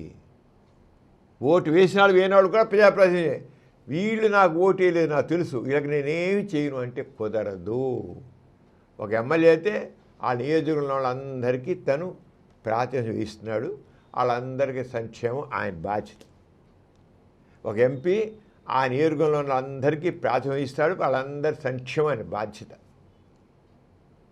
అసెంబ్లీలో అయితే ఎమ్మెల్యే, పార్లమెంట్ ఎంపీ వాళ్ళ నియోజకవర్గం సంబంధించిన సమస్యలను ప్రస్తావించి అక్కడున్న ప్రజలందరికీ, ఓటు వేసిన వాళ్ళకి వేయని వాళ్ళందరికీ, ఆ వేయని వాళ్ళకు కూడా అందరికి కూడా పనులు చేసి పెట్టాలని బాధ్యత ఆయనది. కానీ ముఖ్యమంత్రి గారు ఈ మతస్థులు నాకు ఓటు వేయలేదు కనుక నేను వాళ్ళకి ఏమి చేయను అన్నాడంటే అది రాజ్యాంగ ఉల్లంఘన కాదా? ఆయన తీసుకున్న ఓటు యొక్క ఉల్లంఘన కాదా? అంటే ఏంటి? వీళ్ళకి ఎంత బుర్రకు పట్టేసిందంటే మతం, కులం, జాతి వివక్షత ఎంత పొరపడిందంటే నాకు ఓటు వేసిన వాళ్ళకి నేను చేస్తాను అన్నాడంటే ఎంత మత దురహంకారం, కుల దురహంకారం, ప్రాంతీయ తత్వం ఎంత బుర్రగి ప్రాధాన్యం ఇచ్చేవాడికి ఎంత పట్టిందో అర్థమవుతుంది. ఇది చాలా తప్పు. ఎవరైనా సరే ప్రధానమంత్రి కావచ్చు, ప్రధానమంత్రి కూడా రాజ్యాంగం మరి చట్టం ప్రకారం భయం లేకుండా, పక్షపాతం లేకుండా, మమకారం లేకుండా, ద్వేషం లేకుండా ప్రజలందరికీ న్యాయం చేస్తాను చేసేవాడు. ఓటు తీసినవాడు నాకు ఫలానా ఓటు చేయలేక మన ఒక ఆయన అయితే ఒక ఎమ్మెల్యే గారు ఒక మతస్థుల్ని తిడుతున్నాడు, తన నియోజకవర్గం మతస్థుల్ని. ఎంతవరకు సబోది? అక్కడ ఏ మతస్థులు ఉన్నా సరే, ఆయన ఓటు వేసినా వేయిపోయినా సరే వాళ్ళందరికీ ప్రాతినిధ్యం వహించాల్సిన బాధ్యత అయింది. అంటే ప్రజాప్రాతినిధ్యం వహిస్తున్న వాళ్ళకి ప్రజాప్రాతినిధ్యం యొక్క గొప్పతనం వాళ్ళు తెలియట్లేదు. ఈ ప్రజాస్వామికంలో వీళ్ళు మత మౌఢ్యం రెచ్చగొట్టి, కుల తత్వాన్ని రెచ్చగొట్టి, బంధుప్రీతిని రెచ్చగొట్టి, ఇంకోటి రెచ్చగొట్టి నెగ్గుతున్నారు కనుక వాళ్ళ బుద్ధులు కూడా అలాగే ఉంటున్నాయి. ఈ బుద్ధులు ఎలాగుంటే మాత్రం ప్రజలు తప్పకుండా పాఠం చెప్తారు, గుర్తుంచుకోవాలి. ఎంతకాలం సాగవు. ఇప్పుడంతా మనం చూసాం, మత రాజకీయాల్లో మతం జోక్యం, కులం జోక్యం ఉండి ఇప్పుడు చేస్తున్నారు. ఎంతకాలం సాగవు. ప్రజలు పిచ్చివాళ్ళు కాదు, కొంతకాలం సహిస్తారు. తల్లిళ్ళకి చెప్పాలి, గుణపాఠం నేర్పుతారు. అంచేత ఓత్ అనేది ఆట కాదు. ఈ చేసింది ప్రతిజ్ఞ చేసిన వాళ్ళు ఆ ప్రతిజ్ఞని కట్టుబడి ఉండాలి. పక్షపాతం లేకుండా, మమకారం లేకుండా, ద్వేషం లేకుండా ప్రజలకి న్యాయం చేస్తానని చేసినవాడు, నువ్వు నాకు ఓటు వేయలేదు కనుక నేను చేయను మీకు అని అన్ని బహిరంగ మాట్లాడానంటే ఏం చెప్పాలి? అలాగే మాట్లాడతారు. ఎంపీలు మాట్లాడతారు, ఎమ్మెల్యేలు మాట్లాడతారు, మినిస్టర్లు మాట్లాడతారు, సీఎంలు మాట్లాడుతున్నారు, అందరూ మాట్లాడుతున్నారు. వీళ్ళందరికీ రాజకీయ పాఠాలు నేర్పాలి. ప్రజలే నేర్పాలి. వీళ్ళకి ప్రజలు గుణపాఠం చెప్తారు, లేదా పాఠాలు చెప్తారు. అది తెలుసుకోండి. అంతవరకు రాకుండా ముందే జాగ్రత్త పడండి. డాక్టర్ గారు, మే 30-31 తేదీలో విజయవాడ నాస్తిక కేంద్రంలో జరిగే నాస్తిక శిక్షణా తరగతుల గురించి పూర్తిగా తెలియజేస్తారా? పిమ్మేళ కిందసారి ఎథిస్ట్ బులెటిన్లో మనం చెప్పుకున్నాం. ఈసారి ఇంకా వివరంగా చెప్తాను. నేను విజయవాడలో బెంచ్ సర్కిల్లో ఉన్న నాస్తిక కేంద్రంలో ఈ నెల 30-31 తేదీల్లో నాస్తిక శిక్షణ శిబిరం జరుగుతోంది. దీంట్లో నాస్తిక భావాలు కలవాళ్ళు, హేతువాద భావాలు కలవాళ్ళు ఎవరైనా పాల్గొనవచ్చు. ఇది నాస్తిక శిక్షణ శిబిరం. గోరా గారు నాస్తికత్వానికి ఓ పరిపూర్ణమైన జీవన విధానాన్ని రూపొందించారు. ప్రపంచంలో నాస్తికత్వానికి ఒక సరైన రూపం, జీవన విధానం గురించి కేవలం గోరా గారు. దాన్ని పాజిటివ్ ఎథిజం అన్నారు. ఇంతకుముందు నాస్తికత్వం అంటే కేవలం ఏదో దేవుడు లేడన్నాం, లేదా వేదాలు తిట్టడం, ఇంకోటి తిట్టడం అన్న ఓన్లీ నెగిటివ్ ఎథిజం పాయింట్ ఆఫ్లో ఉండేది. నిరీశ్వరవాదం లేదా నెగిటివ్ ఎథిజంలా ఉండేది. కానీ గోరా గారు సకారాత్మక నాస్తికత్వం, పాజిటివ్ ఎథిజం. అసలు దేవుడు లేకపోతే అసలు ఎలా ఉంటుంది? దాన్ని ఆస్తికత్వం దైవ కేంద్ర సిద్ధాంతం, నాస్తికత్వం మానవ కేంద్ర సిద్ధాంతం. ఇక్కడ మనిషి పూర్తి స్వేచ్ఛ ఉంటుంది, స్వేచ్ఛ. అక్కడ దేవుడి మీద ఆధారపడి ఉంటుంది. అక్కడ స్లేవ్ మైండ్, ఆస్తికత్వంలో స్లేవ్ మైండ్ ఉంటుంది, నాస్తికత్వంలో స్లేవ్ మైండ్ ఉంటుంది. స్వేచ్ఛ, ఆలోచన స్వేచ్ఛ, చేయడం స్వేచ్ఛ. Man is supreme, man is master. అది నాస్తికత్వం. అంచేత దేవుడు లేడు అన్నప్పుడు మొత్తం సామాజిక వ్యవస్థ ఎలా ఉంటుంది, ఆర్థిక వ్యవస్థ ఎలా ఉంటుంది, లేకపోతే విద్యా వ్యవస్థ ఎలా ఉంటుంది, సైన్స్ రంగం ఎలా ఉంటుంది, లేకపోతే టెక్నాలజీ ఎలా ఉంటుంది, కళలు ఎలా ఉంటాయి, అసలు మొత్తం జీవన విధానం ఎలా ఉంటుంది, అసలు నాస్తికుడి జీవన విధానం ఎలా ఉంటుంది. ఆయన మొత్తాన్ని నాస్తికత్వం ద్వారా రూపొందించిన వ్యక్తి గోరా. మనం విజయవాడ నాస్తిక కేంద్రం గోరా గారు ప్రతిపాదించిన పాజిటివ్ ఎథిజానికి ప్రాతినిధ్యం వహిస్తుంది. దీని గురించి గోరా గారు ప్రతిపాదించిన పాజిటివ్ ఎథిజం గురించి మనం రెగ్యులర్గా అనేక ఇంటర్నేషనల్ కాన్ఫరెన్స్ జరిపాము, వరల్డ్ ఎథిస్ట్ కాన్ఫరెన్స్ జరిపాము, అన్నీ చేసాం. ప్రపంచం అంతా కూడా గోరా గారు ప్రతిపాదించిన పాజిటివ్ ఎథిజాన్ని చాలా చక్కగా రిసీవ్ చేసుకుంటున్నారు, అర్థం చేసుకుంటున్నారు. అసలు నాస్తికత్వం అంటే ఏమిటి అని, ఏదో దేవుడు తిట్టడం లేదా వేదాలు తిట్టడం, ఇంకో తిట్టడం కాదు. ఇది ఒక జీవిత విధానం. ఈ జీవన విధానం ఆస్తికత్వం కంటే ఎన్నో రెట్లు మెరుగైనది. అంచేత దాన్ని ప్రత్యేకంగా కొంత శిక్షణా తరగతులు పెట్టి ఆ రంగా మళ్ళీ కొంతమంది తెలియజేయడం కోసమని మే 30-31 జరుగుతుంది. దీంట్లో పాల్గొనడానికి ఎటువంటి రుసుము లేదు. ఉదయం 9 గంటల నుంచి సాయంత్రం 5 గంటల దాకా ఉంటుంది.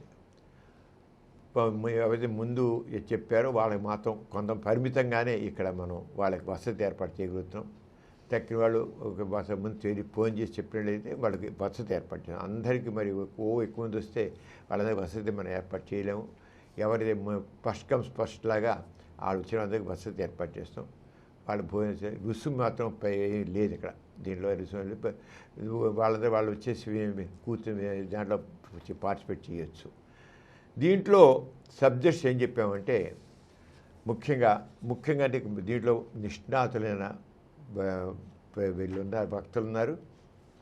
దాంట్లో నాస్తిక ఉద్యమంలో ఘోర సరస్వతి ఘోర ఏ రంగా ఒక జీవన విధానంగా ఉండి దాన్ని ఏ రంగా ఆచరించి చూపించారు అని చూపిస్తారు. వాళ్ళ జీవిత విధానం గురించి చెప్తున్నాం.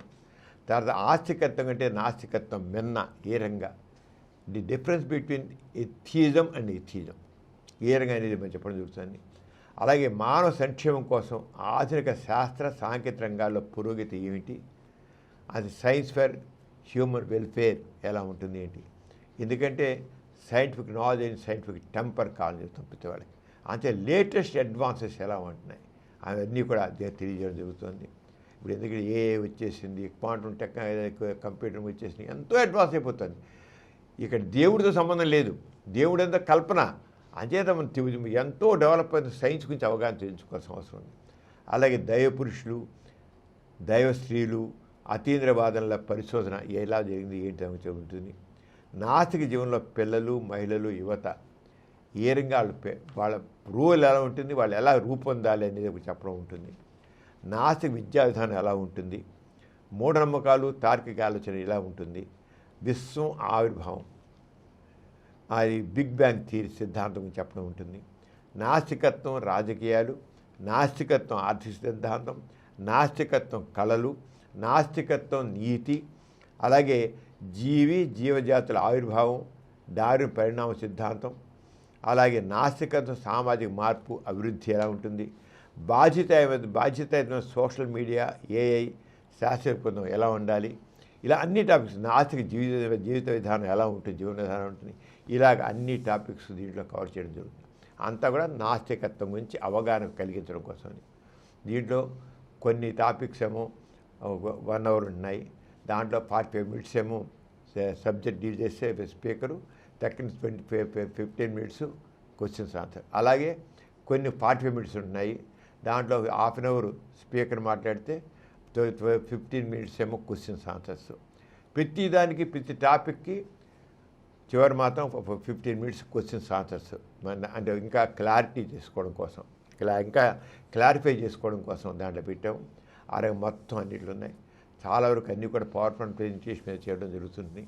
అలాగే ఇదే సందర్భంలో నాస్తిక్ కేంద్రంలో ఉన్నట్టు గోరా టెక్నో హబ్, అలాగే Gora advanced health sciences exhibition సందర్శన, ఇవన్నీ కూడా ఇక్కడ ఉంటాయి. అలాగే గోరా సైన్స్ మ్యూజియం, ఇంకా గోరా గారి ఫోటో ఎగ్జిబిషను, ఇవన్నీ కూడా అక్కడ వీళ్ళందరూ చూడడానికి అవకాశం ఉంది.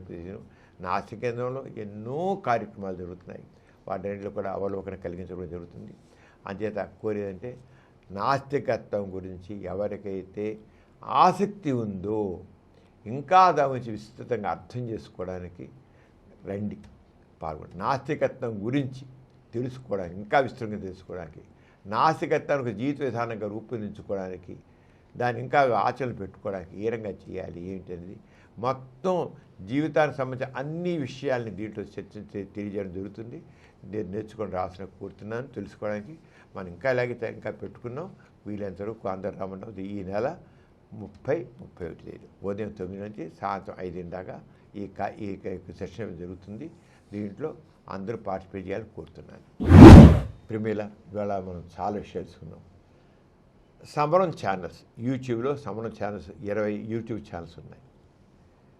ఇది నాస్తికత్వం గురించి అవగాహన కలిగించడానికి, అలాగే scientific knowledge and scientific temper తెలియజేయడానికి ఇది పెడుతున్నాం. 20 యూట్యూబ్ ఛానల్స్, దాంట్లో 5 యూట్యూబ్ ఛానల్స్ అంతా positive atheism Telugu channel, positive Hindi channel, positive atheism English channel, atheist channel, అలాగే ఎథిస్ట్ బులెటిన్ ఛానల్. ఎథిజం మీద 5 ఛానల్స్ అవుట్ ఆఫ్ 25 ఛానల్స్ అన్నీ కూడా ఎథిజం మీదే ఉన్నాయి.